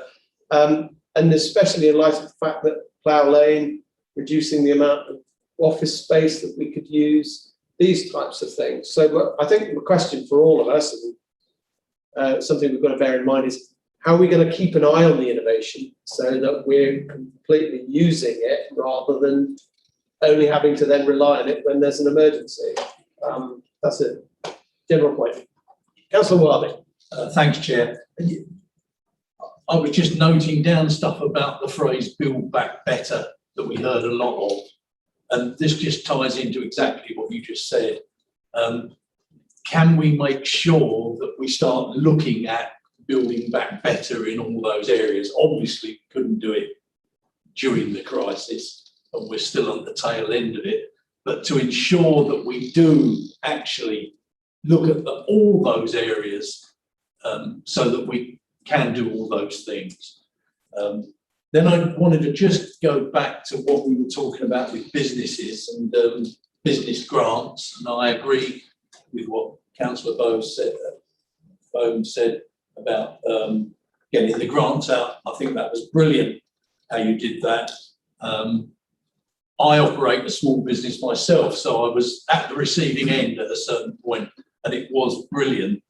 But during it, I was also just trying, because I was a councillor, I wanted to make sure absolutely that I was entitled to a grant, and I had a huge amount of problem. I understand why, because everyone was working their socks off. But I feel like there could have been some more information put out to small businesses so that they could absolutely be certain that they deserved or were allowed to claim it.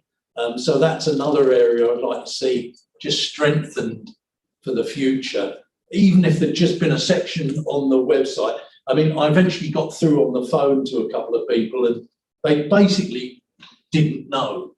They could only trot out once again the 3 or 4 things that it said in the letter, which were a little ambiguous, and it didn't really give you the confidence to know absolutely. So it's just an area I'd like to see strengthened. I've got 2 specific points, if I may. One relates to redeployment.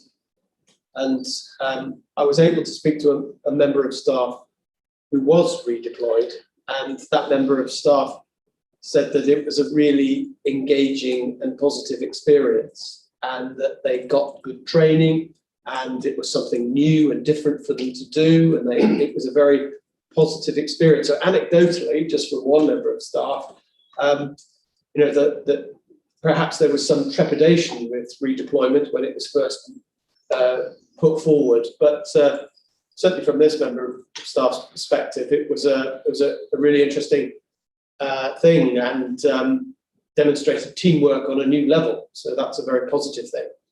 But one of the things that's not entirely sure has been bottomed out here is what was the impact of existing services when staff were redeployed, because they obviously weren't doing their day job.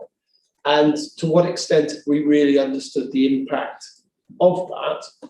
And I know that there was one particular service in planning where planning enforcement officers were redeployed to do work at the cemetery, which was really, really important.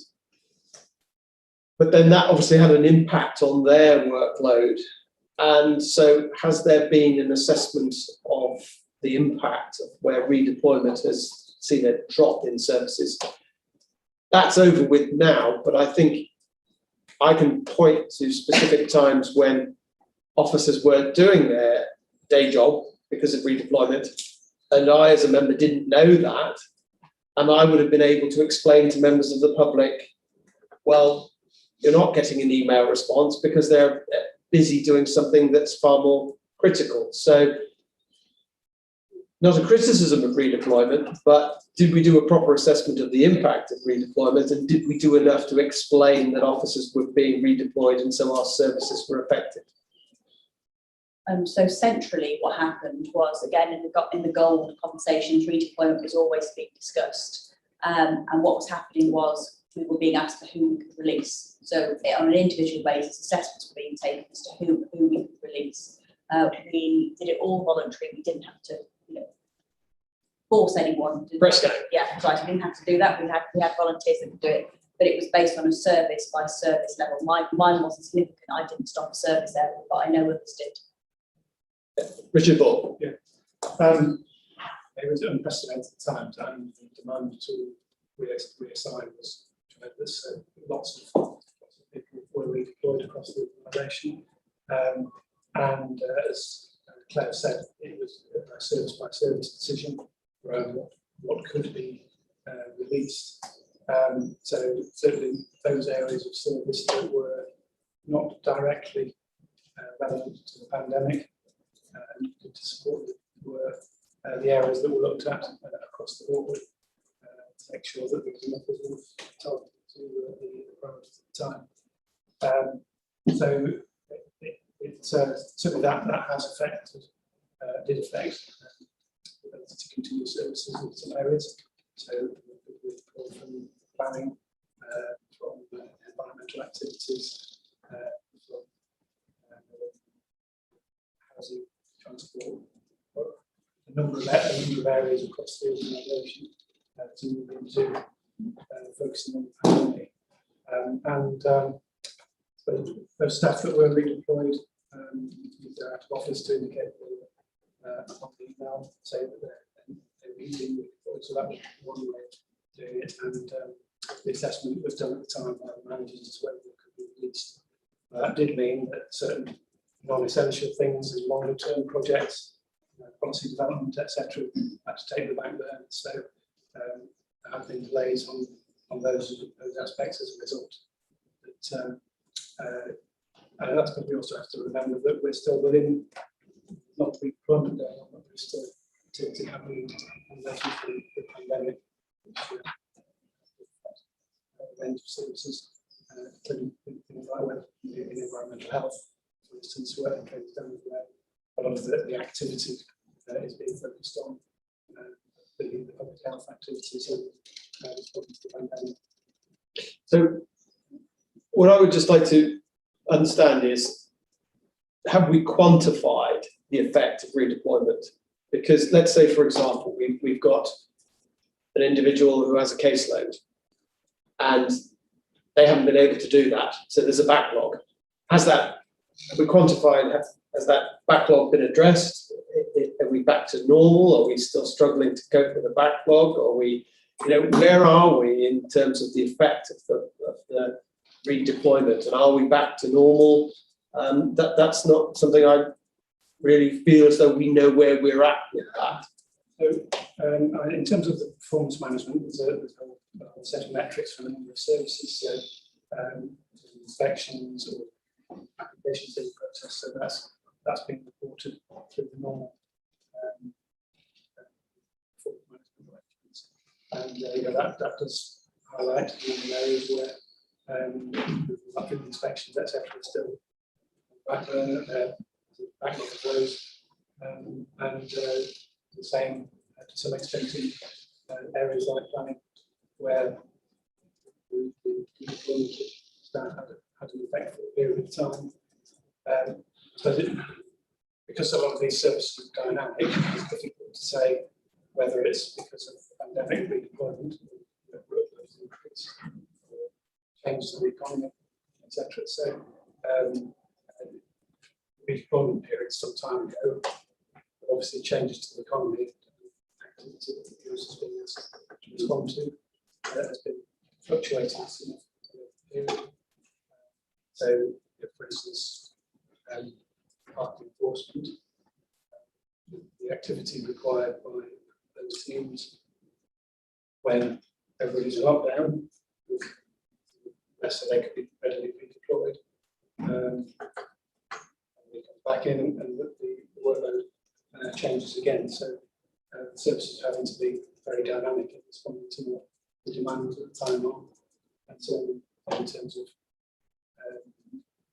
the economy, we are seeing an upturn in planning applications where people are getting back to normal and wanting to take forward their lives.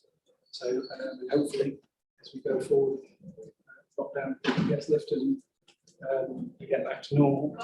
A number of visits, a number of service areas become bouncing back, and some of the services will see increased demand. I suppose, as you say, it's a dynamic picture, so it's probably difficult to capture, but trying to really assess the impact that COVID has had on the council's operations and how it's reacted through deployment. So just maybe something to think about, because the scrutiny committee really wants to get to the nuts and bolts of how it affected us and did we react in the right way given all of the services we have to provide. So is there some way of capturing that impact so that we can assess how we cope in future? I think that's the general point. I think Richard, you mentioned the economy, and I think that's a huge topic in itself that we need to get more information about. But before we do that, and it's related, measures to react to the phrase, the concept of social distancing. Never understood that phrase myself. I think it's physical distancing, which would have sat well with me, because perhaps it's a bit of doublethink, I don't know. But physical distancing had to be a consideration for high streets and for public spaces and what have you. And I think generally members of the public understood that. But what that did, especially in the community where I live, there were real flashpoints with reducing the amount of car parking spaces on the high street by introducing highways measures that were, for some, highly unpopular.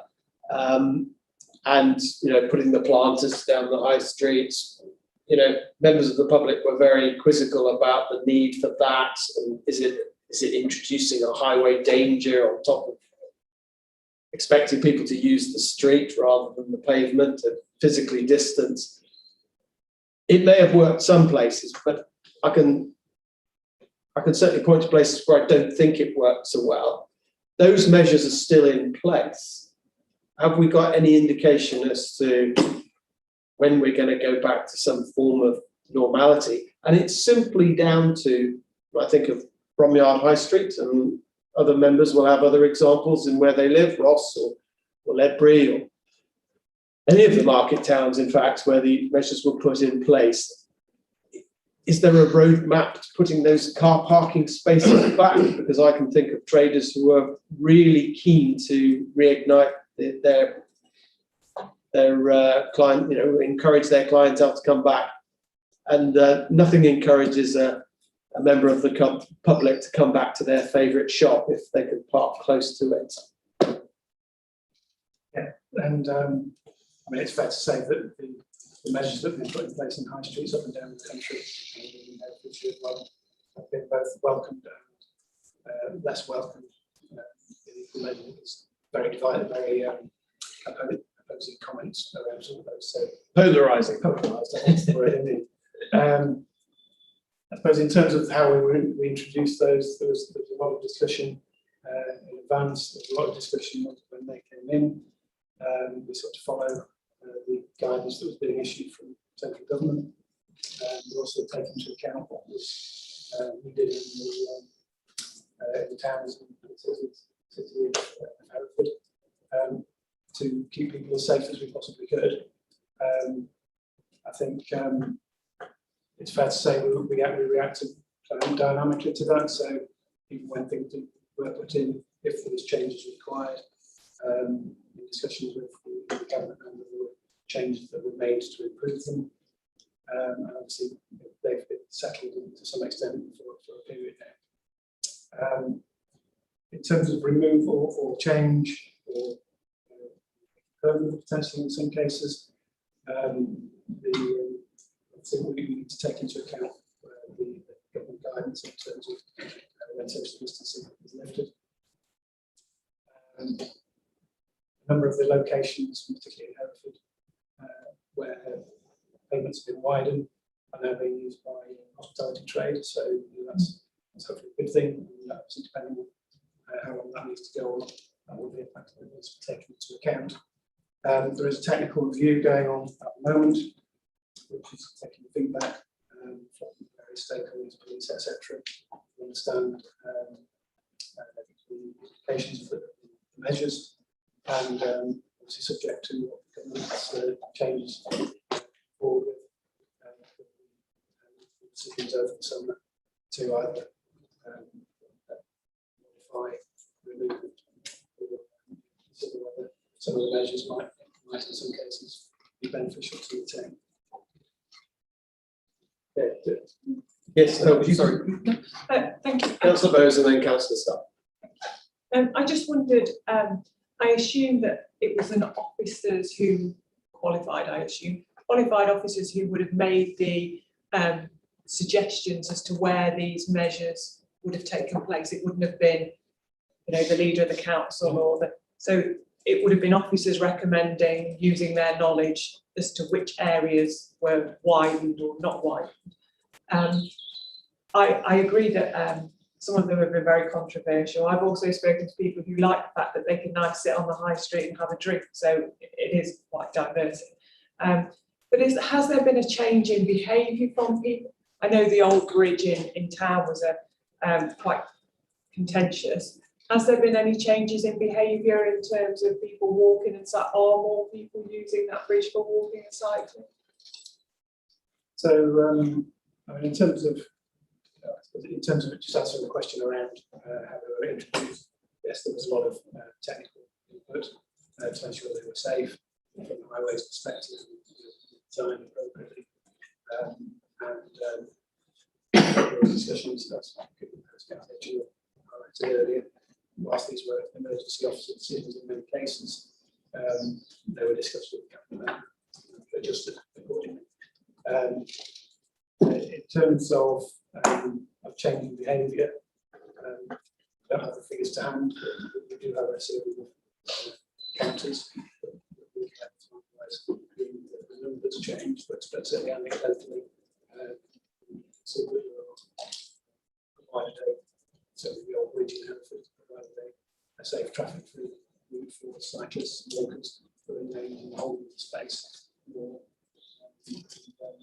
We do see a lot more families now. When I've been walking over the bridge, and you see a lot more families that quite scarily just seem to cycle out into the middle of the road, and so I think if they are moving, we do need to educate people that those measures are no longer in place, because I just can see cyclists and families just running out over the bridge, not realising that it may well be open again. But I do realise it's very. And what scored is really noticeable during the lockdown period is how much cycling and walking was taking place. Yeah. Obviously, because opportunities for people to exercise. What would be really great is if we could capitalise that on that and encourage people to continue to take that active travel measures and also for their own well-being and health. Councillor Stark. Yes, thank you, Chair. I'd like to refer officers to Appendix, I think it's 4, isn't it, the risk register, and to CV3, particularly to the Chief Finance Officer. I notice, Andrew, that the rest of the council's finances is still very much in the red zone there. And I just wondered what plans you had, if any, to actually mitigate that down further. I'm thinking, Chair, here, if that is a real problem for the council, that we as a committee should maybe have a recommendation to instruct the executive to write to government to make it plain to them what the cost of COVID has been to our finances. Yeah. So they are aware of that. Whether they do anything about it or not is another matter, but I don't think it should just be ignored by this committee. Andrew Ledbury. Chair, thank you. The risk register, as you've picked up, is picking up still significant risks to our finances. The whole of this COVID situation has been it's put local government finance and central government finances at significant risk. As we just mentioned earlier, we were taking decisions, certainly in the early stages of the pandemic, and the 3 specials were talking on a daily basis about we were spending money that we just didn't have at that point, and we had commitments from government money would come, but we didn't have the details on that. And we managed through that process, so the risks are evolving as we go through. So we're now in a different part of the response to the pandemic. But we do have greater clarity on the money provided. It's 3 other things, another £160 million has come to us. What we don't know at the moment is what costs we will incur in the future. So we don't know what's happening about the Delta variant and what impact the council will, what we may have to do in the future to deal with that. Now, we all hope there won't be anything, but there is still a risk, quite a significant risk to the council, that if we do have to intervene, we will have to fund that. It's not clear whether government will be able to or will fund us for it. So I'm comfortable with the current risk as it is. I think as a committee, you want to make contact with government to draw their attention to your concerns about the financing of the situation. ability to do. And until we're through the COVID situation, I think it's still we have to respond, we have to deal with things. And it's always, as Stu tells us, we probably will have to make decisions about resources, but we don't have a corresponding budget or allocation from the central government. We're at that point. I don't think anyone wants to delay those decisions, wait for somebody else to approve the funding. So and that's why we hold reserves. That's why we have grants that we have. But I have no doubt government will help fund those things, but at this point, I'm privy to your attention that it's a risk that council faces. Okay. At this point, Councillor Harvey, Cabinet Member for Finance, did you have a comment to that make? Or well, I'd like to support comments made by Mr. Lovegrove as the 151 officer. I mean, we are facing this year delivery of the largest in-year savings programme this council has ever faced.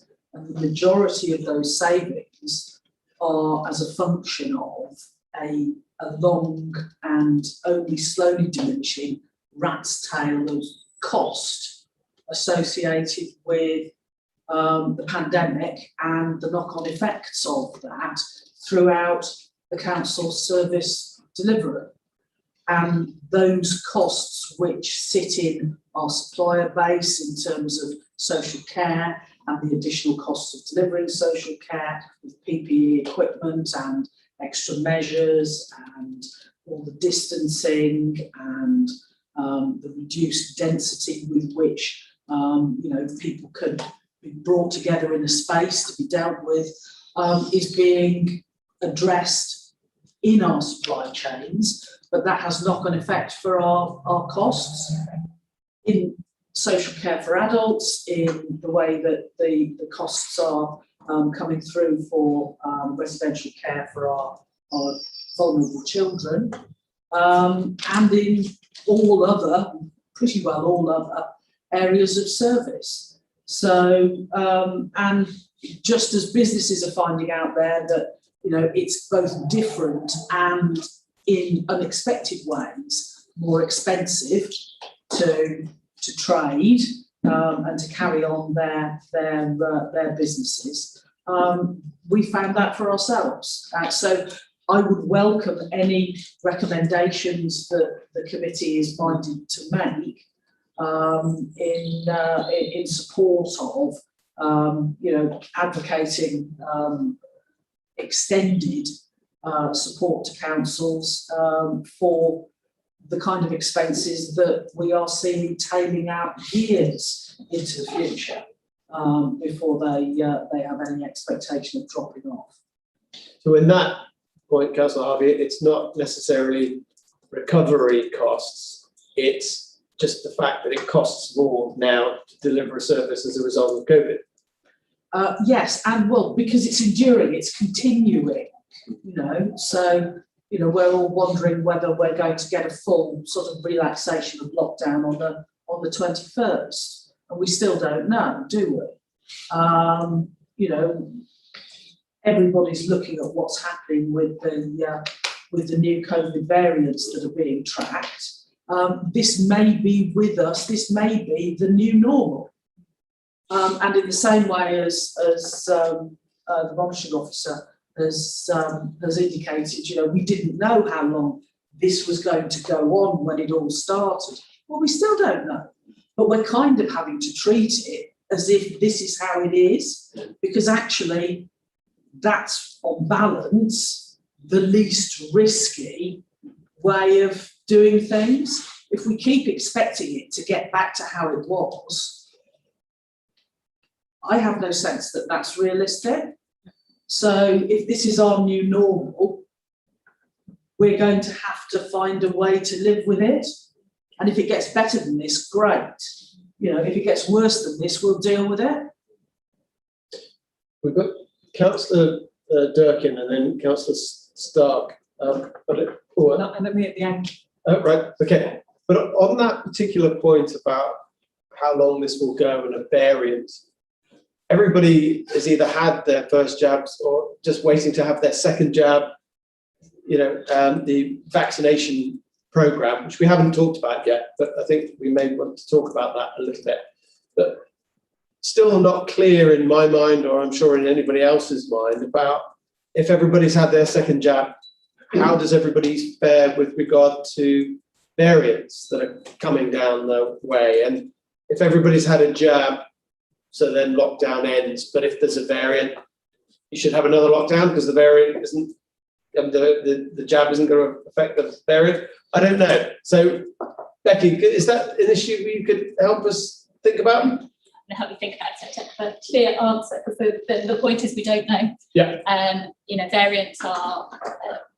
You'll have heard the definitions of variants of concern, variants of interest, and so on. So a variant of concern is generally around three aspects. So it's either more transmissible, which has really been seen with this recent Delta strain, and certainly locally. I think that's when we had the Kent variant coming over the sort of Christmas New Year period. The sort of the rate of transmission that we've seen in our outbreaks was rapidly increased.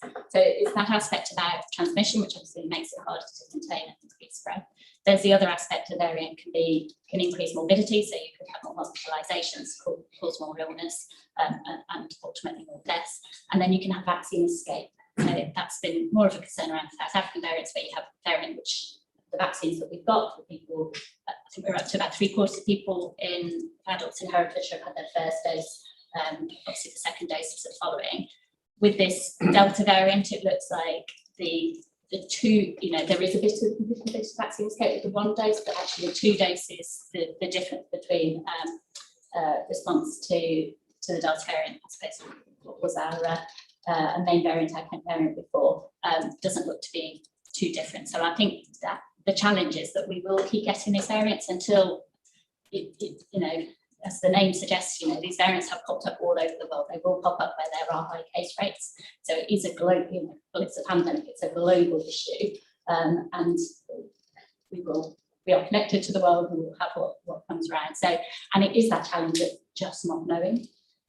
So yeah, we don't, and colleagues in CCG and others are also making preparations around, you know, what they've been asked to do for future waves and future potential vaccination boosters or doses or regimes. So we'll keep planning, but it's very difficult to know what's coming down the line. Okay. The only, I think the positive news to add is that my understanding is that actually vaccines should be able to be developed quicker now that we're where we are with vaccines, should something evolve that is totally outside it. But you think we're in an era of vaccinations to do with COVID rather than just your 2 jabs and just forget about it? I'd be surprised if it's 2 jabs and forget about it. I think,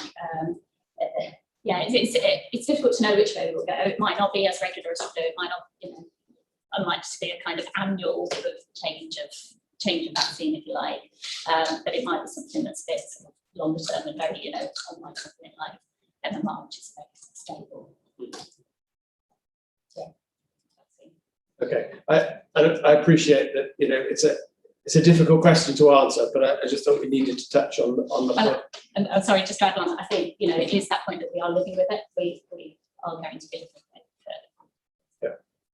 So with regard to a recommendation, just bear in mind, you know, from Councillor Harvey's point and Becky's point, in one way or another, we're going to be living with the consequences of this for the long term. So we need to think about a recommendation there. Sorry, Councillor Harvey, you wanted to come back? Yeah, I just wanted to come back on the point of you know, whether we can all relax after we've had our second jabs. There are a lot of people out there whose lives are changed permanently by this.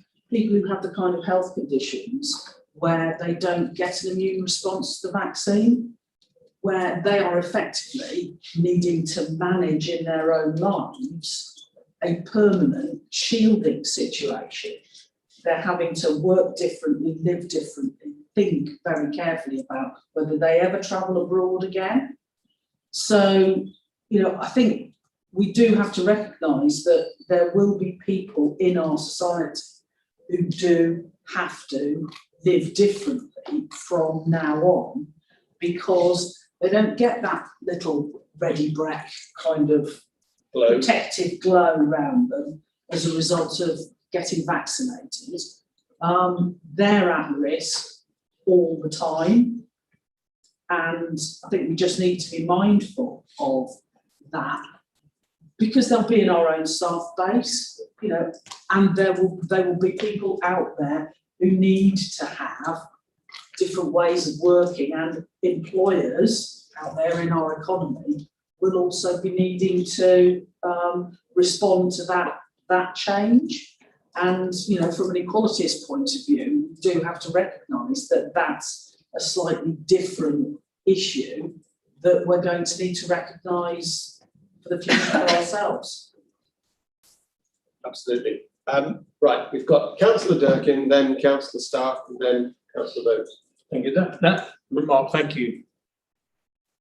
Thank you for that commentary, Councillor Harvey. That was the genius of my question earlier when I made a comment about the clinically extremely vulnerable not receiving, to my knowledge, information or acknowledgement of any acknowledgement at all. My question related to that, which I didn't put any commentary to, is have the lists been reviewed as being, I wouldn't say foolproof, but more robust? Because we can't have people missing out. We need to get stuff in place that actually makes it work, so they do get informed and kept in the loop. That's the first. So that's vulnerable people that have been, like the people that have been identified as needing to shield. Yes, the government sent through letters, as you know, and they say you need to shield, etc., etc. And it should be a follow up by the council. In my knowledge, it didn't happen. And my question is the list procedure process robust enough to capture as many people as possible? Basically, that was the addendum to my first question. Okay, so Amy Pitt, did you want to pick up that question? Of course, yeah.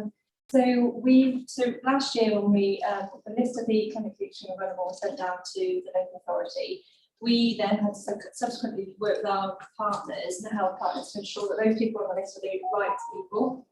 So, you know, some people potentially on the list on the health side that should not have been on the list, and you know, so we did take a couple of weeks to make sure that list was accurate.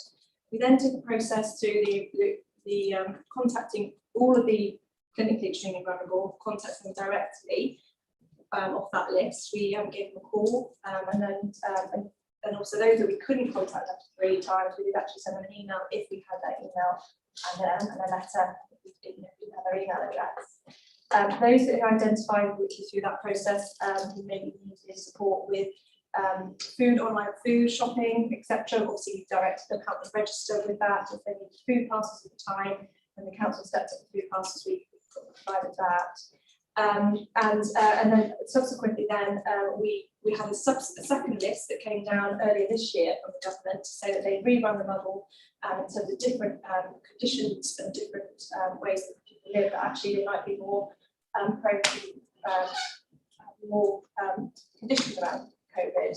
And that was another 3,000 people. So we then contacted them directly as well through the telephone system. And if those again that we couldn't get in contact with, we did send a letter. If there's lessons learned from that those that we couldn't get hold of, obviously we can learn from that. But we did do a very proactive approach to that, and also, we did have a centrally coordinated telephone number from Talk Community people. They did need it, for us to come to us as well. But we did do quite a robust sort of program of work around contacting them. But so you may well have some that you come to directly, but. No, all I was saying is that I do know that they were designated as vulnerable, told to stay behind closed doors, etc. Yeah. Nothing was heard from the council. Just a point for you to consider is the robustness of the information coming through, because it's been notified by the government, direct to the person saying they are vulnerable, and yet it didn't appear any council reaction. So the question really is, to acknowledge that there were people that were somehow missed in terms of disseminating information. Or how do you know if you've missed somebody? My point is, you're quite right. Were people missed, and how were they missed? Is the question, because the government sent out the list and they identified each person, and yet there was nothing coming from the local authority. So the government identified the list, and that was from that would have been provided by local GPs who are or health providers who would given that information through based on their conditions and the reasons why they should be on that list. That list came down to local authority, and like I said, we did proactively contact them. We did, but that was. My point is, it didn't happen. Even though it was designated by the government, it did not happen. So some people didn't get contacted. Yeah, That's what you're saying. yeah, that's what I'm saying. Some people did not get, although they were in the system. Yeah. With letters from Matt Hancock, I think he did sign Love Matt. They didn't get contacted by anybody from the local authority. Just a point that I think that we can't leave these people behind, as it were. No. We must make sure that the lists we get are robust. Perhaps we could do a lookup between, if you could provide details to Amy, then she can look to see if it is on her list and if they were. I'd like to meet up with you after. Yeah, that'd be good. And I completely agree. You know, these clinically or vulnerable people, we cannot Vulnerable, clinically extremely vulnerable. Yeah. Yeah. So I'm absolutely happy to meet you. Okay, thank you. Can I ask a question now? Yeah, before we close that down, it just goes back to reiterate a point that was made by Andrew Lovegrove earlier on about when we contact people, have we got the right list? Have we got the right information? So it's just that being cognizant about the fact that we need to think about how we contact people, because in the event of a future incident, whatever it may be, if we haven't got the right details, then we may be in danger of missing someone. So it's just been much of that. Yep. On a more positive note, item 17 about the council working closely with the community organisations. We've done that for a while, and I think it's invaluable that we do that. My question is, how did it go? Did you find any additional organisations you could work with? And is this a basis to provide a better service for our communities using the third sector, or doing innovative work that you probably discovered in your current efforts? Amy, this again, talk communities. Yes, absolutely. That's absolutely the heart of what Talk Community is all about. So yeah, I mean, we had a range. Some community organisations, such as some of the, I suppose, established voluntary organisations, did stop. But then what we had was some very smaller micro communities come to really step forward in terms of supporting their communities with a number of things and what was required. We've had some fantastic, responses and through that, and part of what we absolutely want to do is to work on that and to build on that. We've still got over 300 community organisations that we're in contact with regularly on a bi-weekly basis. And building on that and really being at the heart of what Talk Community is about, bringing Herefordshire people together. I think we have to acknowledge, the great work that our communities have really done, and I've got many volunteers that have come forward. And there were areas that weren't as proactive as others. And we do know where those areas are as well. And again, we did look at those during the time to see actually how we could support, how we could work with ward or parish members in terms of those particular areas. Or what we also did during the pandemic is we worked very closely with HLOTs and commissioned that organisation as well to sort of come forward as a third sector umbrella organisation to represent the community sector. So yeah, I mean, say some fantastic places and some gaps that we knew about. And still, we're working very closely to build on things like that, so we can work with them. So things like Talk Community Hubs. We've now got 20 Talk Community Hubs that are active across the county, and our plan is to have 50 by end of March next year. And to sort of actively build on that. So the future is looking bright then, with regard to services for the community, but using voluntary sector. Yeah. Thank you. Yes, Councillor Bowes. And then let's not forget Les Knight wants to come in. I think the moment's passed really. I think it was the same point that Amy was making in relation to lists, Right. Yeah. Okay. Sorry about that. Amy, I think you should be congratulated. Talk Community was excellent during the lockdown. I volunteered, and I know several other parish councillors volunteered, and it was great for our community, and I'd like to see it continue. As you said, that is a hope. Maybe we could go to community centres and try and get them involved going forward, because I think some of the problem is not everybody knows about it, and no matter how much you try and publicise it, it's the same with one of our community centres at Belmont. No matter how many times you try and publicise the fact that there is this event going on and there's this there to help them, we still seem to miss people. And I think the key going forward is how we get this information to people. But I think the response was fantastic. I think we had regional coordinators that did a great job of contacting people. And I know, for example, when we had an outbreak in the South Y, you were out there with us delivering leaflets, and I got the parish councillors and myself delivering leaflets. So I think, you know, it's only to be congratulated, and I would hope that it, as Councillor Durkin says, it only continues. And if we can get out into the community centres and see the people that are running those centres and ask, you know, posters, can you go to some of their events so that, once social distancing allowed, so that people actually get to see and speak, because a lot of people don't actually read notice boards. Come to my attention, and you know, not everybody's on Facebook and social media, especially the older generation. So if we can get out there and get to the older generation and say, look, this is available for you, little cards or whatever, just give them out a 5-minute talk on something.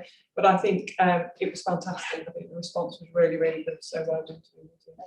Thank you again. It was a massive team effort, and unfortunately, in some areas as well, they've deployed quite a lot of staff to us. You know, had 200 staff at one point. So yeah. Right, Councillor Stark. Yes, I'd like to go back to the risk register, please. We've identified risks to the local economy, to our finances, also to our strategic objectives, but we've not got a risk for service delivery, including enforcement. Including enforcement. Yes. I mean, I would have thought that's at the heart of the COVID problem, is that the pressure it puts on our finances isn't just in delivering additional emergency services that we have to deliver. It's not just, as Councillor Harvey said, delivering services in a different way that costs us more because of the need to keep people physically safe.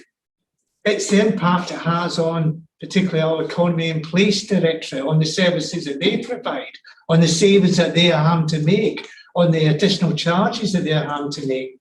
And it just seems to me, Chair, that we should perhaps have a recommendation in here that actually adds to the COVID risk register around service delivery and enforcement, not just as a piece of almost communications in terms of here's our risk register, this is one of the areas we're worried about.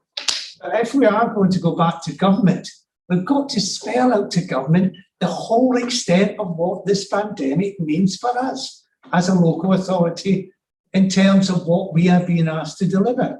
And I think that's quite important. So I'd like to see a recommendation there for a new risk on the risk register for COVID for service delivery and enforcement. Okay, we've got that as a recommendation. Councillor Summers.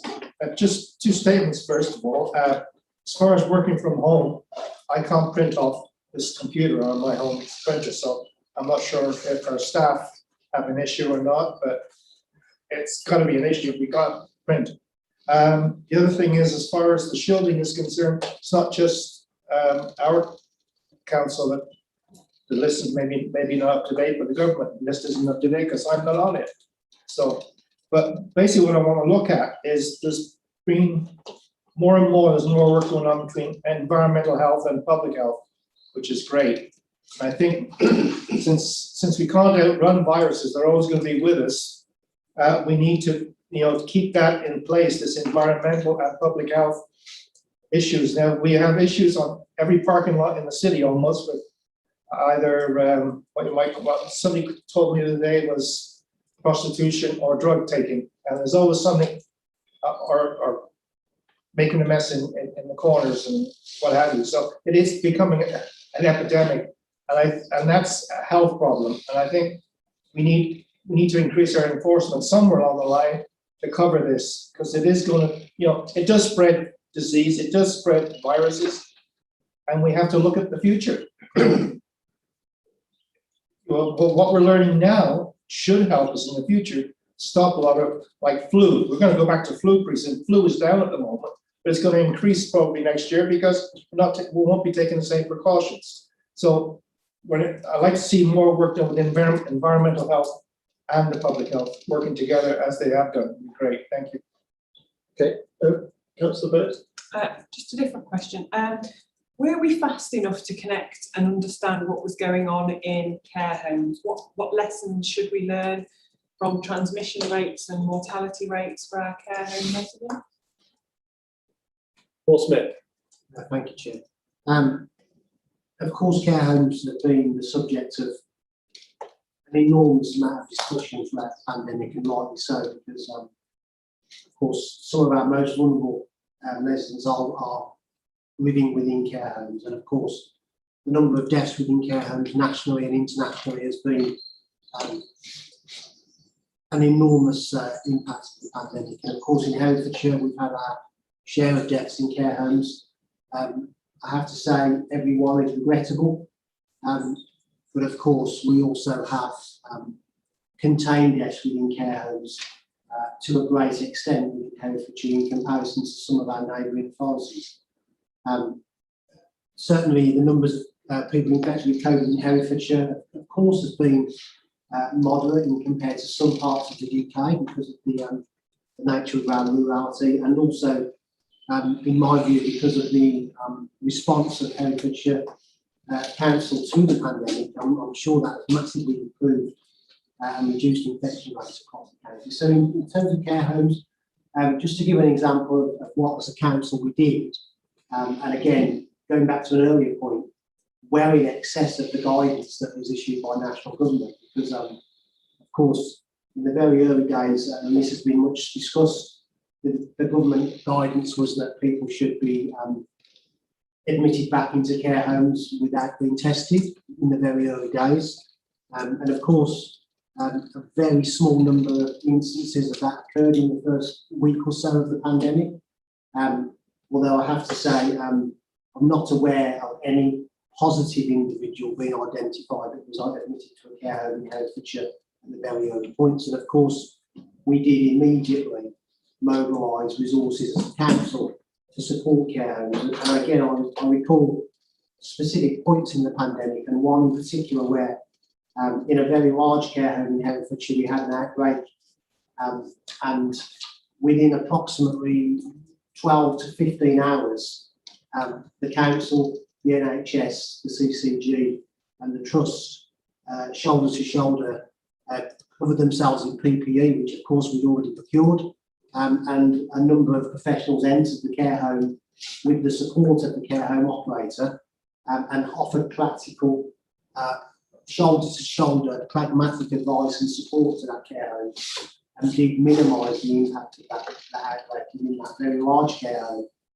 Part of the group which I'm aware in Scotland had the highest number of deaths in one care home, in that particular care home group, and we did minimise that. So in terms of the support that we offer to care homes, just as a quick summary, we immediately established a care home cell, which still meets twice weekly as we speak. It still meets on a Tuesday and a Thursday. That's a multi-agency cell that has representatives from public health, adult social care and communities, the CCG, WVT and Taurus from the GP perspective. So all of the health partners in the council and the public health departments meet still twice weekly, and did meet every day at 8:30 for a very long time during the pandemic. We discussed every outbreak in detail and identified every resident that was impacted and infected and every staff member. We deployed enormous amounts and continue to do so of PPE to care homes free of charge, and established, as we've already discussed, the PPE store. We provided infection control guidance way in excess of the government guidance that had been issued. We developed our own local infection control guidance sheets, which were deployed both electronically and physically to all care homes. Each member of staff within a care home has had the option and has attended infection control training delivered jointly by the NHS and the council, and that still continues because, of course, new members of staff join the care homes all the time, so we continue with that programme. In order to offset some of the financial impact of COVID, which of course Councillor Hardy's alluded to, it is more expensive to deliver services within the pandemic. We increased care home fees by 10% across the board, as recommended by the Local Government Association, And in the community care sector, we instigated a 10% increase in fees, and for a large part of the pandemic, paid on planned, so that regardless of whether the customer was receiving care, we maintained the cash flow and the financial stability of care providers to ensure that providers didn't suffer and became unsustainable during the pandemic.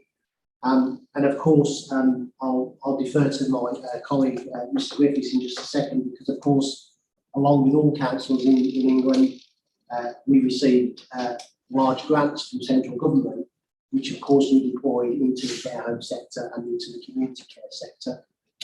Much of the support that I've discussed and described continues today. Of course, we are reaching, hopefully, a more positive stage of the pandemic. But we continue to support care homes with PPE.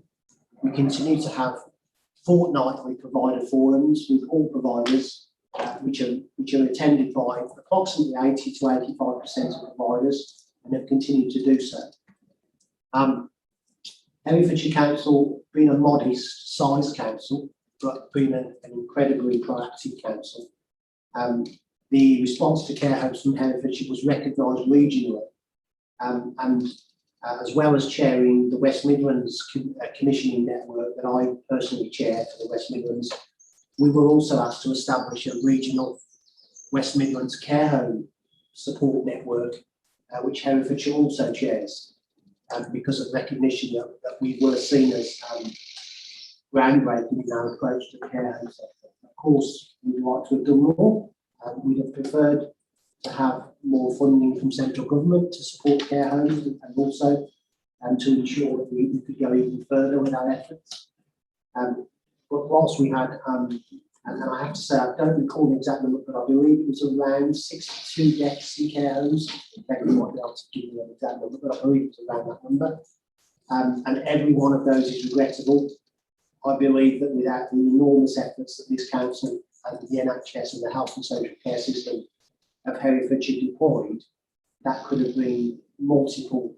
There could have been multiple deaths of that. So we of course regret every death in the care home, but I believe we did an incredibly good job in containing the issue, and I applaud the support of the council. For me personally, as an AD commissioning, the support from the council to deploy resources to protect our most vulnerable was absolutely incredible. It was forthcoming, it was quick, decisions were taken in a timely manner, and when creative ideas were brought to the table, they were wholeheartedly supported by senior officers and by councillors to ensure we could deploy those. Ms Griffiths may wish to add to that because of the administration of the grants that we were responsible for. Adrian Griffiths. Yes, so we provided just over £6 million of infection control, rapid testing and workforce capacity grants to care home and home care providers, with some also going to providers of day activities, shared lives, carers and support living providers. I have to say the money was welcome, but those grants brought a huge administrative burden for us and for providers, which was unwelcome. And also the restrictive conditions on those grants at times made it difficult for the providers to spend it. So, for example, an infection control grant couldn't be spent on PPE or cleaning materials. As Paul's mentioned more than once, we provided lots of PPE free of charge, so none of our providers should have fallen short of PPE, but that seems counterintuitive. So those grants were difficult to spend. And in fact, the administrative burden of dealing with them continues for both of us. We're still reporting monthly on those grants.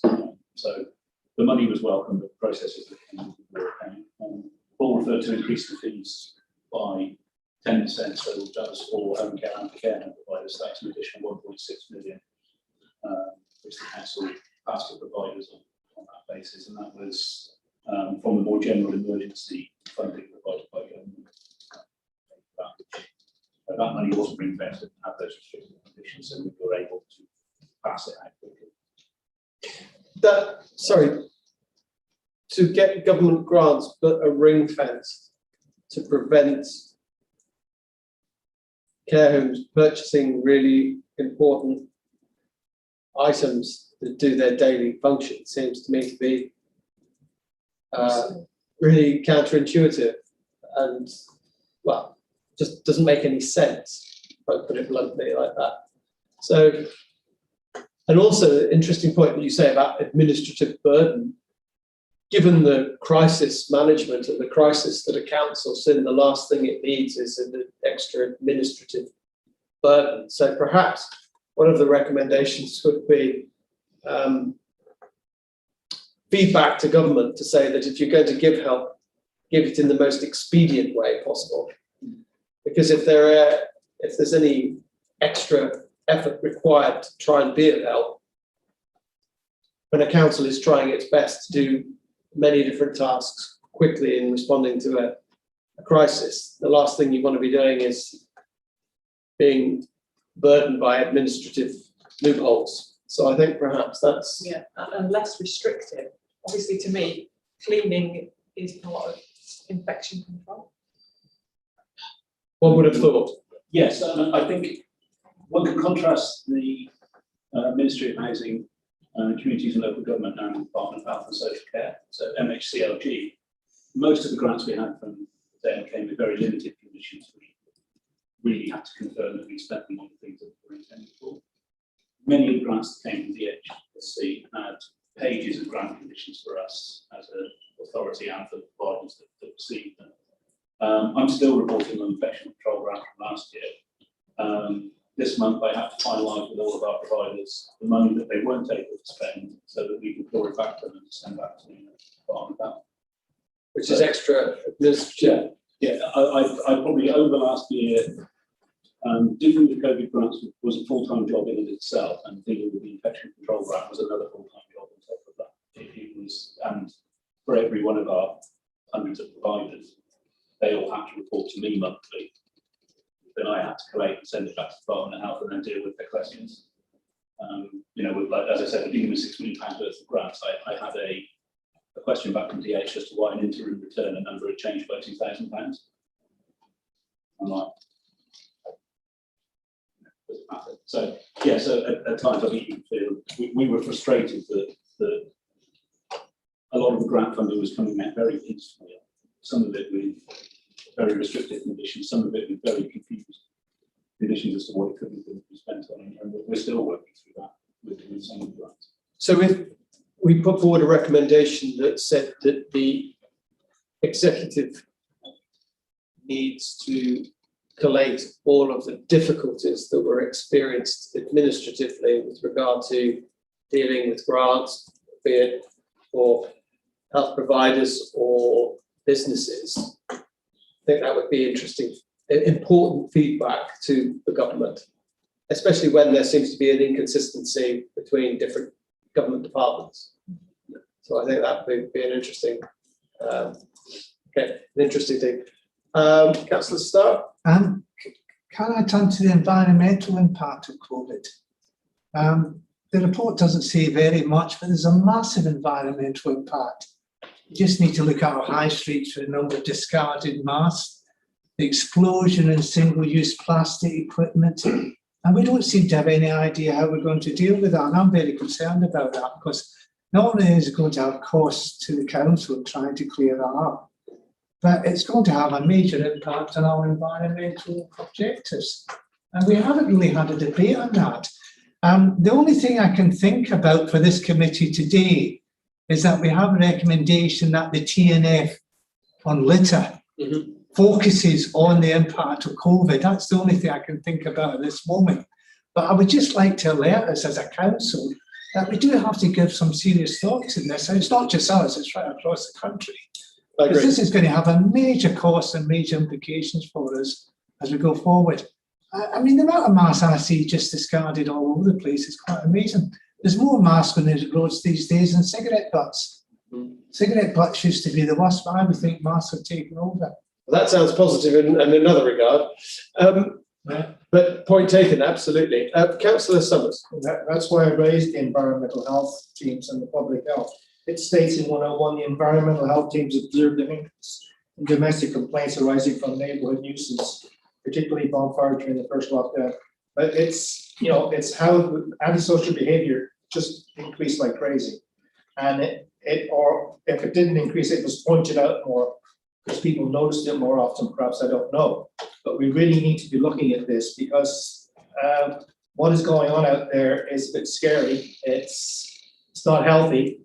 And we really, whether we have to employ more enforcement, or I know there's somebody embedded, environmental health is embedded with the police force, right? I understand that that's just one person that's working with the police force. So, but I think it's something we need to look at in the future because it really, I haven't heard of ward council not complain about things in their area, especially with tourism and all that kind of stuff and the behavior. So it's something I think we have to put on the agenda somewhere along the line. Okay, what I propose to do is just have a quick recess, just so everyone can have a comfort break. And then after that, I think it would be time to look at the recommendations that we've formulated so far. And if there are any other points we just want to raise questions with to those present. But if we have just a short break and then come back at 20 to 1. And can I just thank you. If I can just confirm that we've just had a short recess of the General Scrutiny meeting where we've been discussing how Herefordshire Council has reacted to the COVID situation. And we've been covering quite a few topics. And that has allowed our clerk to put forward some recommendations which have been emailed to all committee members. So if you can see those draft recommendations, this is just going to aid us in talking through and agreeing what our recommendations should be. But before we do that, I just wanted to just make one observation.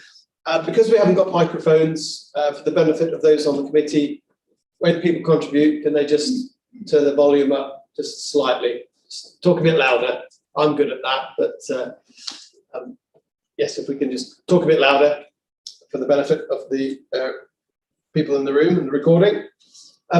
Secondly, Councillor Harvey was just putting her hand up just before the end of the meeting, and I think it was just in the recess, she and I talked about the fact that, you know, the burden on administration and the ring fencing of grants and the issues there.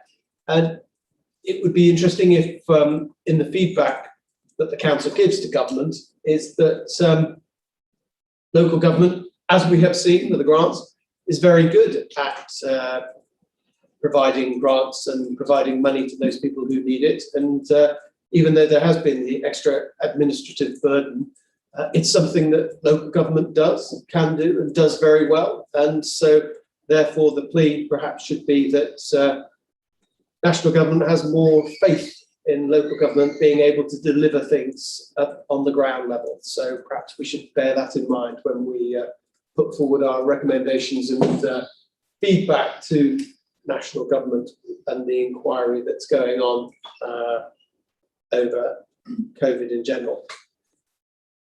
The other thing I just wanted to touch on was that there's two things, I think. One of the topics would be, you know, obviously COVID has had a huge impact on mental health. It's had a huge impact on service delivery and the way our staff have worked. And it's had a huge impact on schools, children and young people. But it's also had an impact on the economy, obviously, and businesses. And that's had a huge impact. And we know that we've given out grants. But I suppose the general question to officers and to cabinet members present is, have we done enough? And are we doing enough to ensure that the economy recovers and is recovering? So I did mention that to Councillor Hitchener in the break. So Councillor Hitchener, would you like to make a few comments? Yes, Chairman, very happy to do so. We had a cabinet briefing meeting this week with a paper to go to full cabinet on the 24th of June, which is about the recovery plan. So there's money which is available to us, and we want to make sure we spend that well. So we'd appreciate the input from other group leaders and groups in connection with that. The other thing we have is, I think the current date is the 14th of July. We're going to have what's going to be called an economic summit.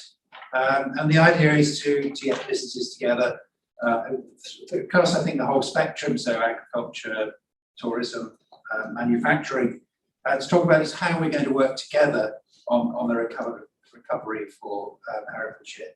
It's obviously in everybody's interest to recover. It's through economic prosperity that we can have better schools, we can increase our rateable income, and employment for individuals. And those are all things which we really want to work together with everybody involved in the economy. So that at the moment is planned for the 14th of July. So, Chairman, thank you for the opportunity of mentioning those two things. Okay, and committee members, council committee members, any further questions? Or the last question I had for officers, or indeed anyone participating, is the report, as we've said, talks about how well the council's done in many ways. Does anyone have a contribution as to admit what didn't go well, and what was probably one of the greatest challenges that could have been done better? Who's going to be brave enough to? All come up with one, can't we? What about our care homes, and when did we start collating the data on care homes and deaths and things? Were we quick enough to collate all of that information? Paul Smith. Thank you, Chair, and thanks for the question. I think we were ahead of the curve in terms of government guidance. We, I can't remember the exact day I said that we were told to go and work from home, but I do recall our naivety in terms of the pandemic on that day, because on that day we quickly realised that care homes in particular and the care sector specifically were going to be incredibly impacted by the pandemic. So we called an emergency provider forum that day, which I think was about the 18th of March. It was certainly the Wednesday before the Friday when lockdown started. And 8 of us got in a room that was probably 4 metres square and sat around the table and engaged with the care home market, which of course we wouldn't do now with hindsight. But it was that swift that we reacted, and we understood that this was going to have a major impact. So we literally engaged with care homes on that Wednesday. And we then had daily provider forums with care homes thereafter for a very large number of weeks, as much as 3 months, I believe. And so we quickly identified interventions that were required. So I do believe we reacted quickly enough.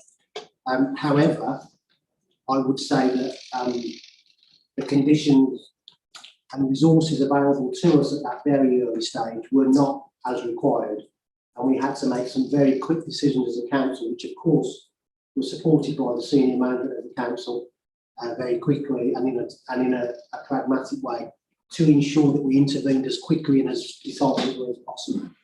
So I think we reacted as a council, but I think that nationally there was a bit of catching up to do, and sometimes the resources that we mobilised, we had to get the grant monies after we mobilised. I think that's been reflected in Mr. Griffiths' submission.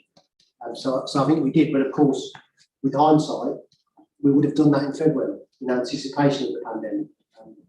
And of course, if lockdown had been a few weeks earlier, we might have been in that position to do so. Okay. Claire and then Becky. Yeah. Claire. I would say two things, and it's similar. I remember the Director of Public Health, the then Director of Public Health, explaining to us about the pandemic. We were definitely aware as a management team that something was going on, but I don't think we recognised how big it was going to be. And I remember it especially because I remember we used to have cake at the end. Remember in Plough Lane, we'd have cake at the ends of our rows. Not every. There wasn't cake on the end of every row, but I remember one day there being cake at the end of a row, and the Director of Public Health saying, "Don't share the cake." And we didn't get it. We definitely didn't take it on board. We all, Sonia is a very good cake baker. So I don't think, again, that preparation wasn't there. But then I remember as soon as we did have that meeting at Bank Board, and I remember Alistair, our chief exec, saying, "Well, I'll see you when I see you. You're all going home. The most important thing is now safety of staff and safety of our residents." That's when we knew we were in that crisis, but we didn't really have any proper pre-planning. And then the second one for me as a lawyer was the change of legislation at 10 at night ready for the next day. That was just so hard to actually make sure we had the right advice going out to the council the next day. And that went on for quite some time. I remember working in an office environment saying to colleagues, when we get government advice, it will be quick and it will probably catch us off guard. And I think that's exactly what happened, because staff were working with filing cabinets that hadn't been digitized, and they weren't even, they didn't realize that if they didn't take that filing cabinet back with them, they couldn't do their job. And this was at the 11th hour, and it was after the announcement in that third week in March. And I think that's how off guard people were. Becky.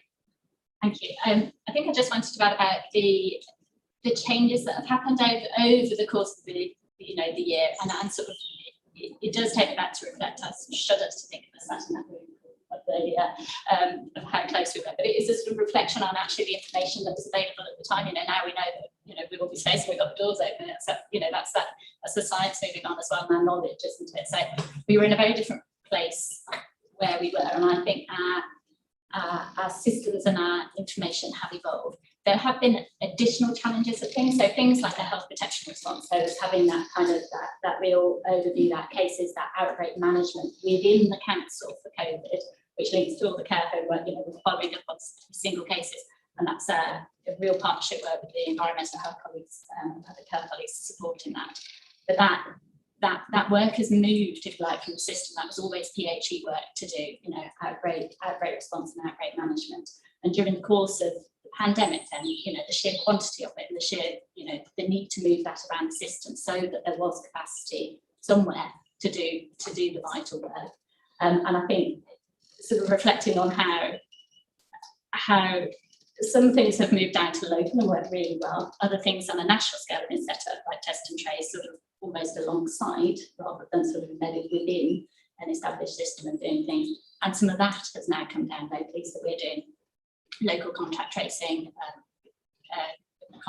our cases as the first port of call, not as a follow-up or catching those. So I think some of those, and that's working really well. So we've moved, things have moved around the system and come down. So I think it just brings down to the comment you made about grants. Actually, some aspects of the other part work very well locally as well. But it has evolved hugely over the course of the year, and the information and the intelligence we have, the testing, and just knowing where cases are and how and being able to respond to outbreaks has evolved. I think it has been incredibly challenging. I think in terms of the lessons learned, I think if I reflect back, it would be about actually knowing, not knowing where our unknowns are, but it's almost sort of any sort of strategic planning ahead. What are the options? Where might we go? And I think we're much better at doing that now. We're talking about, what might happen with the Delta variant and what might happen in the future. We've kind of got we've got a bit more experience to go on the way things have changed over the last year. But I think we also have perhaps that kind of understanding that this is a very uncertain situation. So we need more what if thinking. Corporately, we need more what if thinking. Right, we've got Councillor Summers and then Councillor Wilding. I'm more concerned with the sharing aspect of everything coming from officers and others. It seems they have to go through so many hoops before they can share it with us, and we seem to be getting it when quite often after the media's got it, and we're always playing catch up with their parishes quite often. So, for example, the farming issue that we had, this was going on for some time before it came to members. Even when I brought it up at a meeting, it was put off, and then a few days later it was brought up. Well, they already knew what was going on at that time. And I don't think it was right to keep us out of the picture. So it would help if things were shared with elected members. We should be trusted. We've been elected for a reason. And we need to be, that material needs to be shared with us, not when somebody else decides it's safe to do so. And not when it might affect, if it's going to affect our residents, then we need to know, and then we can make a decision where they should know. That's all. Thank you. But on that point, Councillor Summers has raised, there were a lot of emails that had confidential written on them about updates. But as Councillor Summers quite rightly said, we represent people. And if I've been told it, why shouldn't somebody else be told it? Simply because if more people are aware of the risks and the problems, then that tells people how they should behave and be aware of the risks. So I think in retrospect, taking up that point, being sent emails saying this is confidential isn't really helpful and doesn't seem to be the responsible thing to do, given that the greater the education about these issues, the better. To come back to that, I think it has been a challenge, I think, to be fair, through the years, some of the data aspects and that balance, I think, of both personal, people's personal data and their personal sort of protection, and also for actual business confidentiality. We've had, quite a lot of discussions around, whether we can, whether we should sort of publicly name locations that have outbreaks, for example. And actually, our number one priority in work in making that situation safe is to make sure people come and work with us in the first place. So there is absolutely that balance, but totally take the point that actually people need to be aware. It makes it, when people know when you know that there is a genuine risk, it changes people's behaviour, doesn't it? So I think we've tried to strike that balance throughout. I think it has moved on, but it's and we base it at the moment, kind of assess it on an individual basis. For a public facing one, but we do try and share the information obviously with directly or more directly affected. And if I recall correctly, at the time we were getting information from other people and they were giving it to us confidentially, so that's all we were passing on. It wasn't, I never gave any advice on any of this at the time about we can't share this. It was simply that the way that it was being disseminated to us confidentially that we therefore. So I suppose it's just the context in which we were working at the time. Okay. Councillor Wilding. Thanks. This is just a bit of housekeeping. Actually, you did mention we've been sent an email. Yes. I haven't received one. Yeah, no, it hasn't come through to mine, and I'm online. I've got it. I'll forward it to you now, sir. Okay. Sorry about that. Right. Just to remind everyone, I was asking for everyone to be honest about what didn't go so well. Is any other admissions before I let everybody off the hook? Well, Andrew. Thank you, Jack. It became very clear. Didn't understand all of the businesses on our business rate. We didn't understand the scale of that. We're fairly complacent, I guess. There's nothing to collect, so we would rush to update it.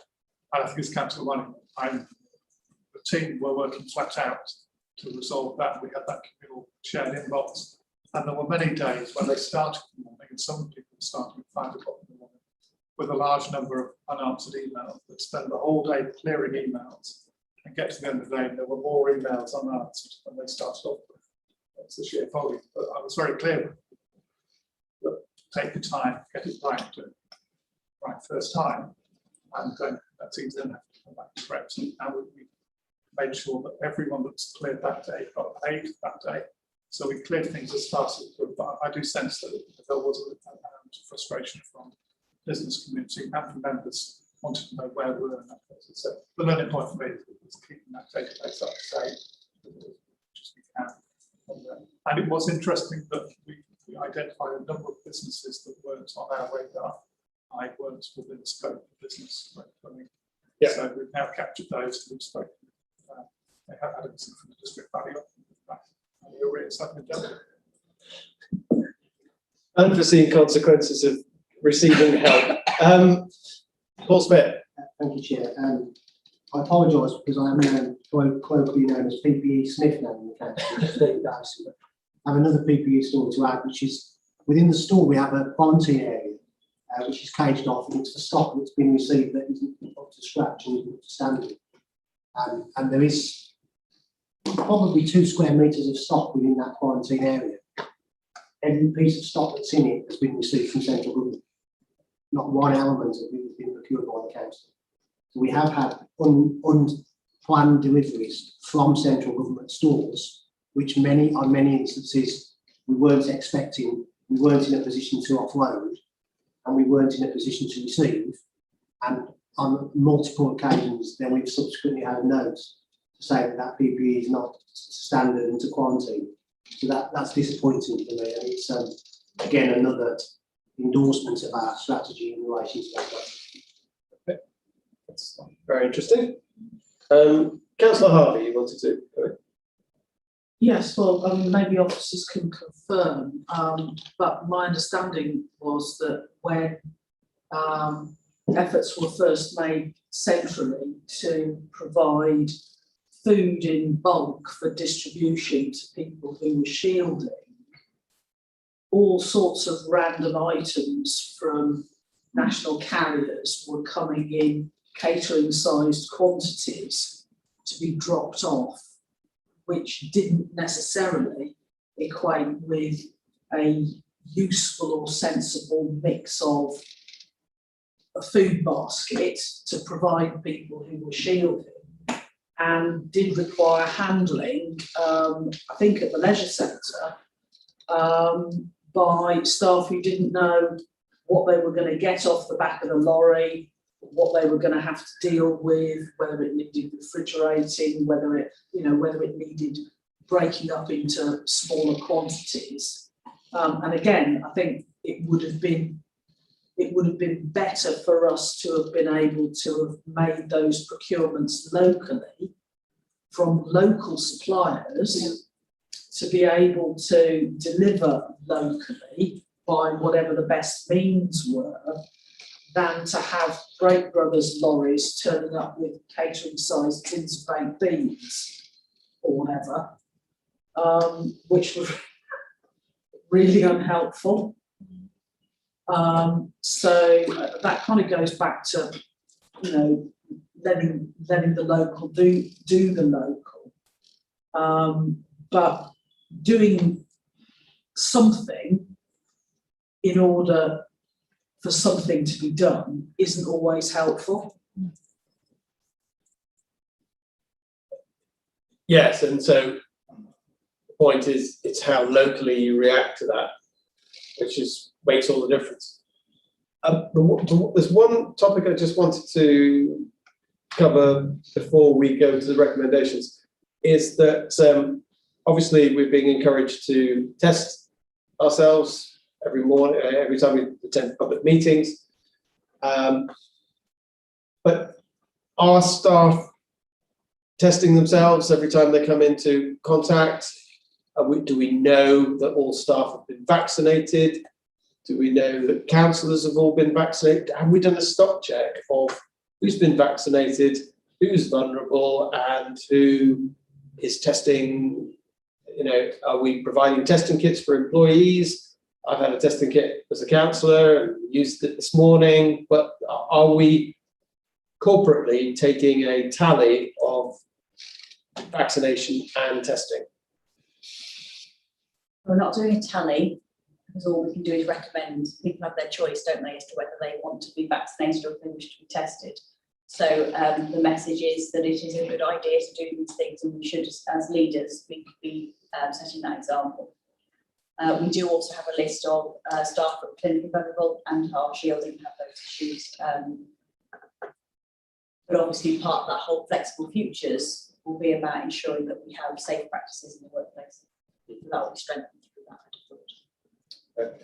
Okay. Becky? Yes, just to add a couple of detailed points. I suppose, yes, testing is available for staff. There's some kits they can pick up at Power Lane, but also actually on the website, there's lots of places to collect testing kits and we'll get them posted to you. So yeah, everyone's been encouraged to test twice a week. And also, sort of before that home testing was available, we had established our community test sites, and some of our teams were the sort of front runners, I suppose, have been able to use those in terms of being key workers that were out and about when the rest of us perhaps weren't.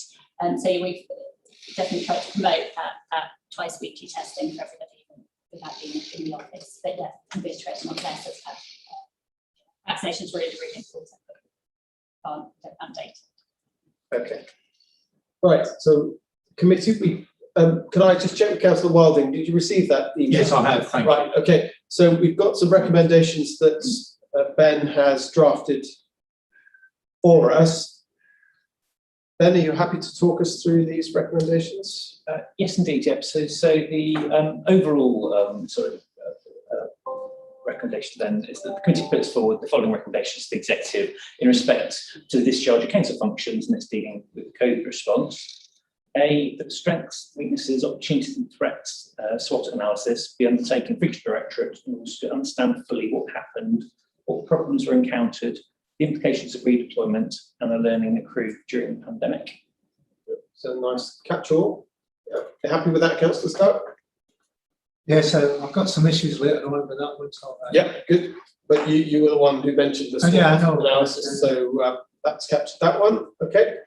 B, that Herefordshire Council's response be compared with the outcomes and performance metrics of similar authorities.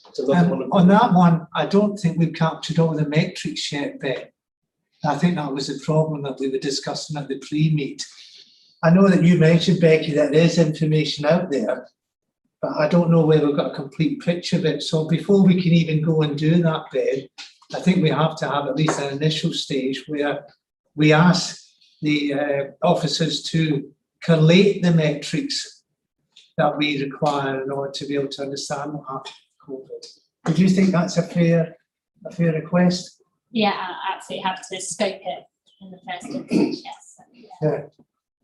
Yeah. So we just need to add that we need to collate the metrics, and then we can then look at how we compare that and the outcomes with similar authorities. Thank you. We'll adjust that. Thank you. Okay. If other members are happy, of course. Yep. Thank you. See that a review be undertaken of the gold, silver, bronze crisis management structure and related arrangements to ensure that it is fit for purpose of future emergency situations. Yeah, okay, so especially across multi-agencies that each operate this type of emergency response. As Claire was saying, we had 3 different organisations operating their own gold, silver and bronze. It's got to be streamlined. Yep. Okay.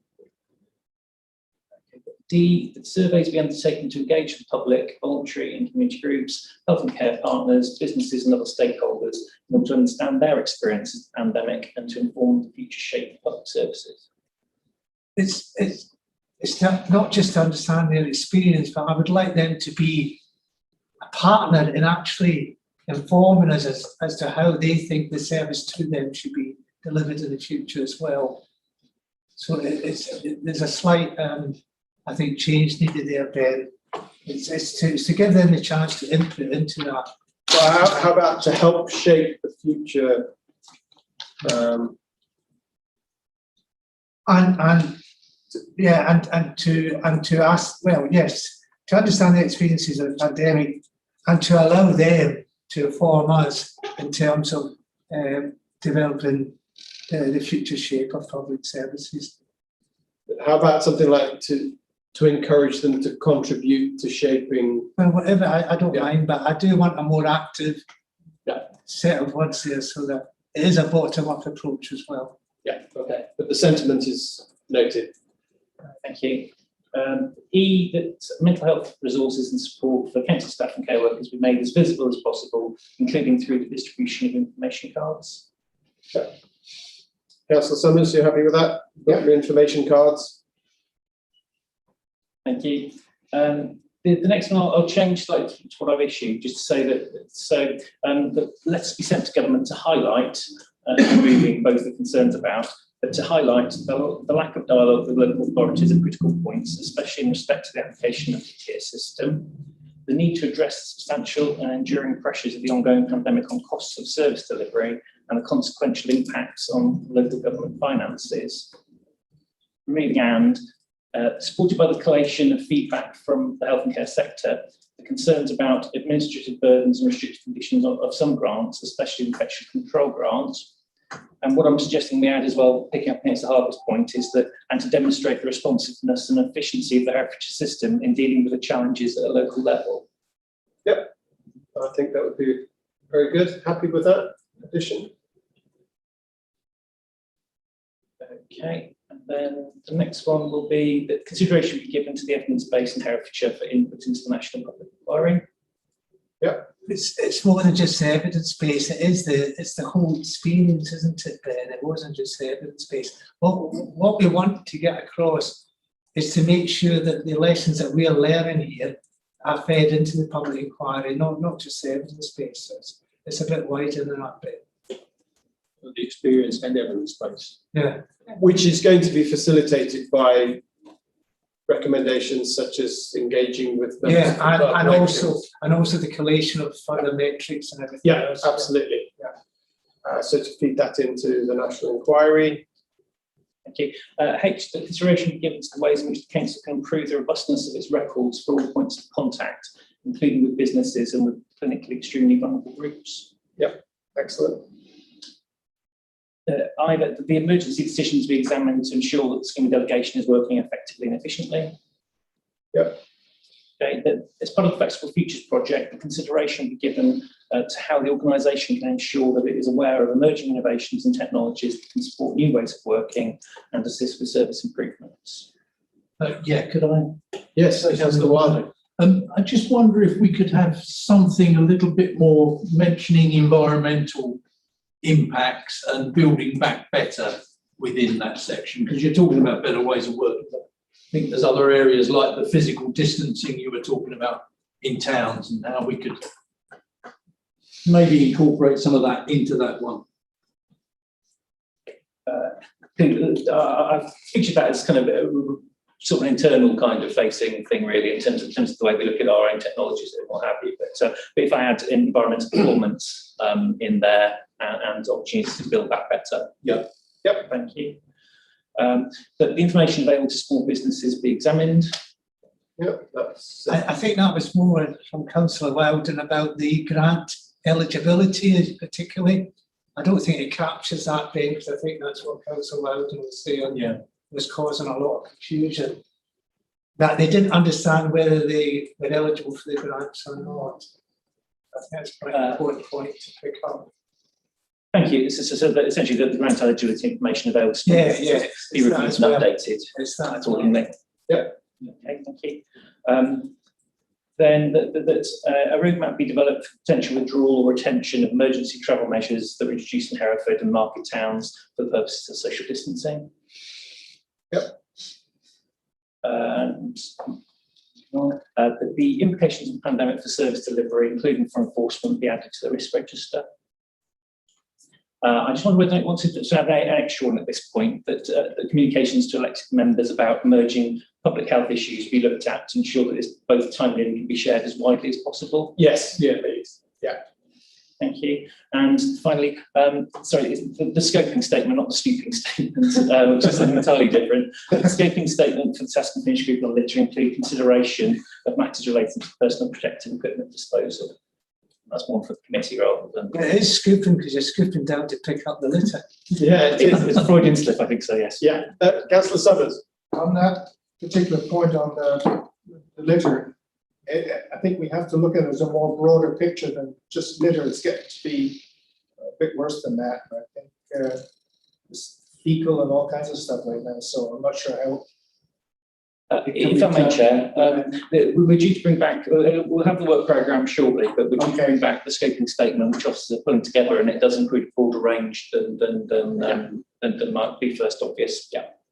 And then is that the recommendations? Because is that we finished? Yes, indeed. Because there was the other point I think that was made, and it was because of Councillor Harvey's point, and it was some recognition of the ongoing costs and extra costs that COVID does impact on council services and will continue to impact.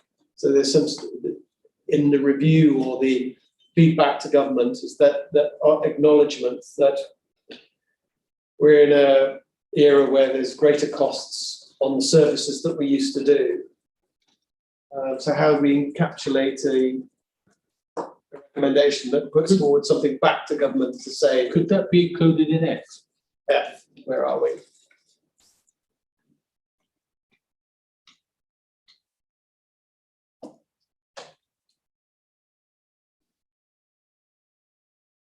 Oh, yes, yeah, it's captured there. Yeah, you've got it on the course of Yeah, service. yeah, delivery. very good. Yeah. Excellent, thank you.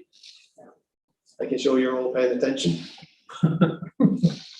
Right, does anybody on the committee have any more recommendations that they would like to add? The one, I think, one important thing to note as a committee though, is that I think we've all made lots of contributions today. This is such a big topic. It's not something that we could potentially knock on the head in one go. And I think that once more information has been generated as a result of these recommendations, it may be something that we wish to review, because we are dealing with this problem. Can I just make it in a dynamic situation? Yes, Councillor Durham. Just recognising the hard work that each staff member has put in to cope with COVID. If we can make a mention somewhere to thank them for that. Well, I think the you know, I mean, we don't know specific emails that have gone to council staff and partners, but as a recommendation to send out another thank you, I don't think would go amiss. No. And I think it's probably appropriate because we've had an opportunity as scrutiny to review what has been done, what has been achieved, and how staff have had to react and cope with huge challenges. So I think that would be really appropriate at this It's stage. management and staff, because Yes. they've all stepped up to the plate, using Americanism. Absolutely. So if we could have a recommendation that it's acknowledged that staff and Potentially, could that come from all elected members, that letter be prepared for, Yes. come from all elected members to be directed to As long as it comes. Okay, Councillor Summers? I think that could go a step further. I think a columns needs to be like a half page in the Times about what Hereford Council's actually done for the county in the past year would be great. I know it's, you're stroking yourself, but it's information that needs to be put out there. The amount of money that's been spent, the people that the council's taken care of, the small businesses that we've taken care of the help that's been going on, all the crossover. I think there needs to be, whoever can write a nice story, I think it needs to be done, and just to brag a bit and let the public know. Well, there's information provided in appendix 1, isn't there? I just Councillor wonder, that I think is a great idea. It's a bit like clapping for carers, though. I know in the report it says all staff are getting a day's holiday. Yes. I wonder if we could add an extra day to that to make it, to absolutely enforce the thank you. You can make a recommendation. Yeah. You'd have a recommendation. Now's the opportunity to make a recommendation. I'd like to Councillor White. recommend that as a recommendation, that all staff are offered another day's holiday because we recognise how hard they've worked. So there's the annual leave for 2021. Are you proposing for 2 days leave, or I don't know, a day for 2022? I recognise this might cause all sorts of problems with people having time off. So I'm not sure how that would work, but perhaps somebody could look at that. Well, these recommendations are going to be considered by the executive. Yeah. They might find that it's they're not in a position to do what the recommendation is, but it's for you to decide what you think that recommendation is. Well, within this year or the next year, there is an extra day just to thank them. Yeah. So can I just clarify with officers? It's the extra day is just for 2021. Yes. So there's a recommendation here for 2022.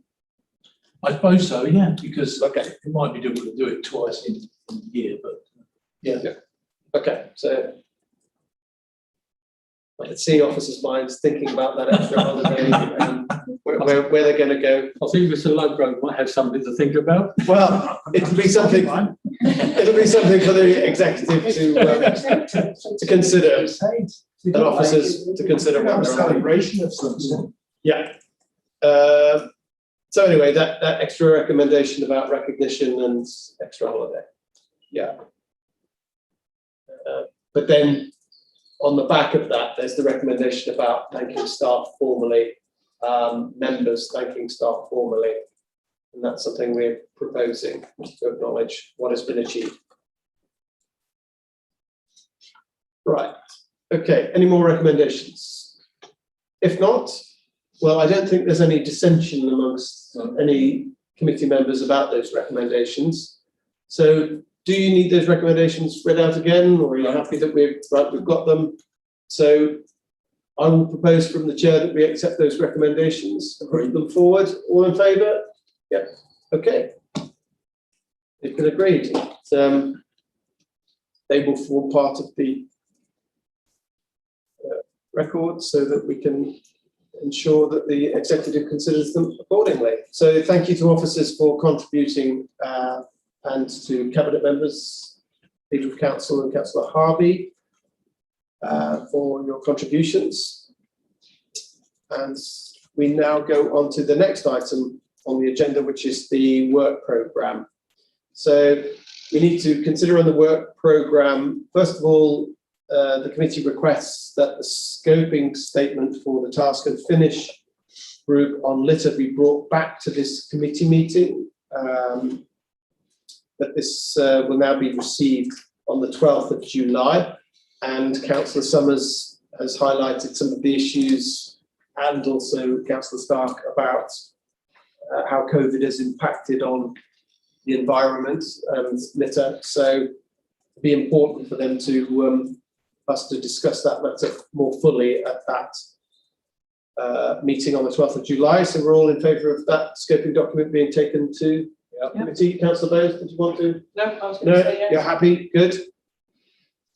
And also to allow the necessary government processes for the further executive response to the committee's waste management strategy review to be reported on at the next meeting. We're all happy for that to take place. Yeah. And there is also a standing panel on climate and ecological emergency. It's pleasing to note that the members of the former task and finish group have confirmed that they would like to serve on the standing panel. This committee is asked to agree the terms of reference for the panel. That's on page 17, paragraph 15. Everybody happy with that? Councillor Stark? Originally, we had wanted a policy committee. Yes. With decision-making functions. I just think this is a bit weak, to be honest. I mean, I accept that because of the legal ramifications, we've had to accept a standing panel.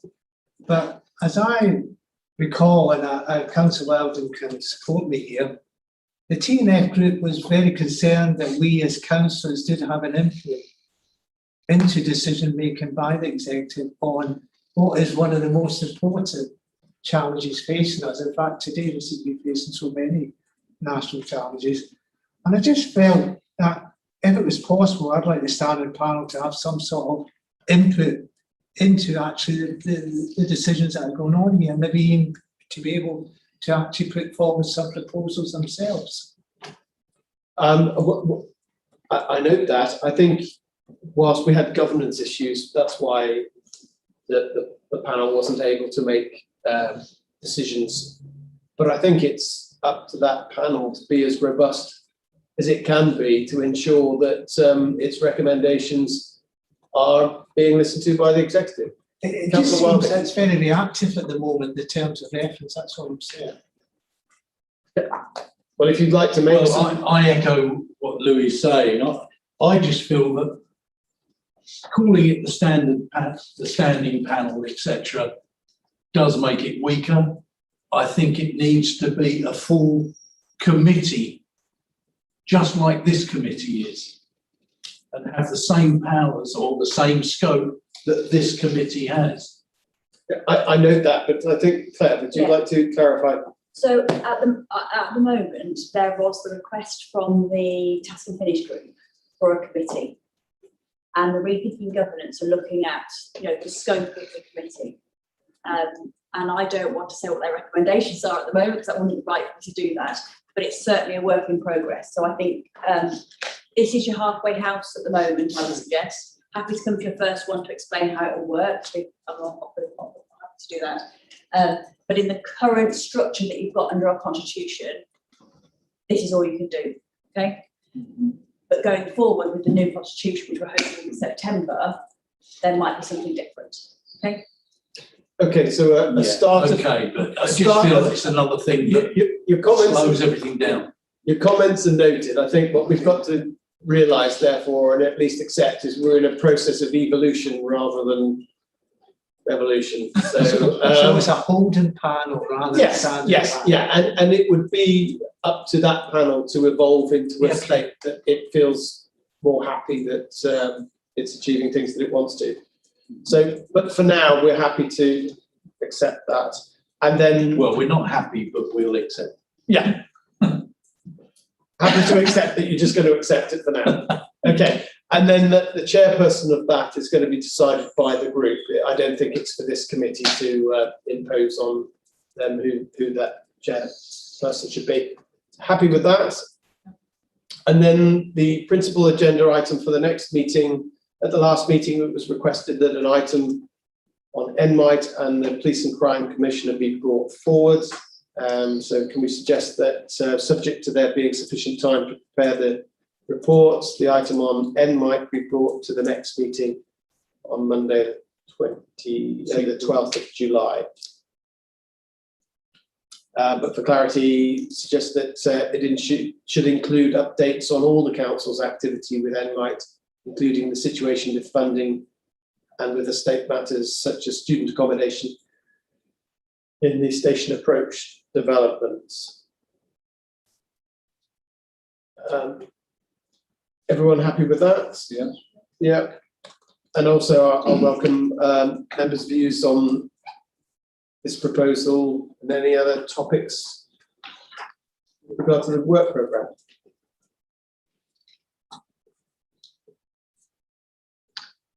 I think we were looking to have a meeting at the next meeting to look at the work programme in more detail. Yes, I mean that was the one thing. If we can engineer it so that we have more of a session on the work programme to actually lock down things that we really need to discuss. So I think what we'll have to do is make sure that we allow enough time to have sufficient discussion about the work programme, other than always kick the can down the road at the end of every meeting. Yes. I was just going to suggest that clearly there's only a few weeks until the next agenda is due out, so we'll see how much progress you make with the NMIT item. Otherwise, if that can't come forward this time, then potentially we'll have it as a more of a work programming session, if that item comes forward. If that item does come forward, then perhaps we could arrange an informal work programming session for members to have a discussion virtually about the work programme for the rest of the municipal year, and that might give us a chance to explore topics in a bit more detail with colleagues from various directorates. And I think we do need to have that discussion about the work programme to get it established what we want to do. Yeah. And we can establish that work programme without being physically in the room. Yeah, you'll bring it back to your next meeting. And just ratify it that way. Yes. Right. Yeah. Okay. So usually after every AGM, you will have that discussion about your work programme. Okay, so the recommendations are to accept the draft programme as set out in Appendix 1, terms of reference that we've talked about, which are satisfactory but not satisfactory, but a holding situation, and with regard to determining any other matters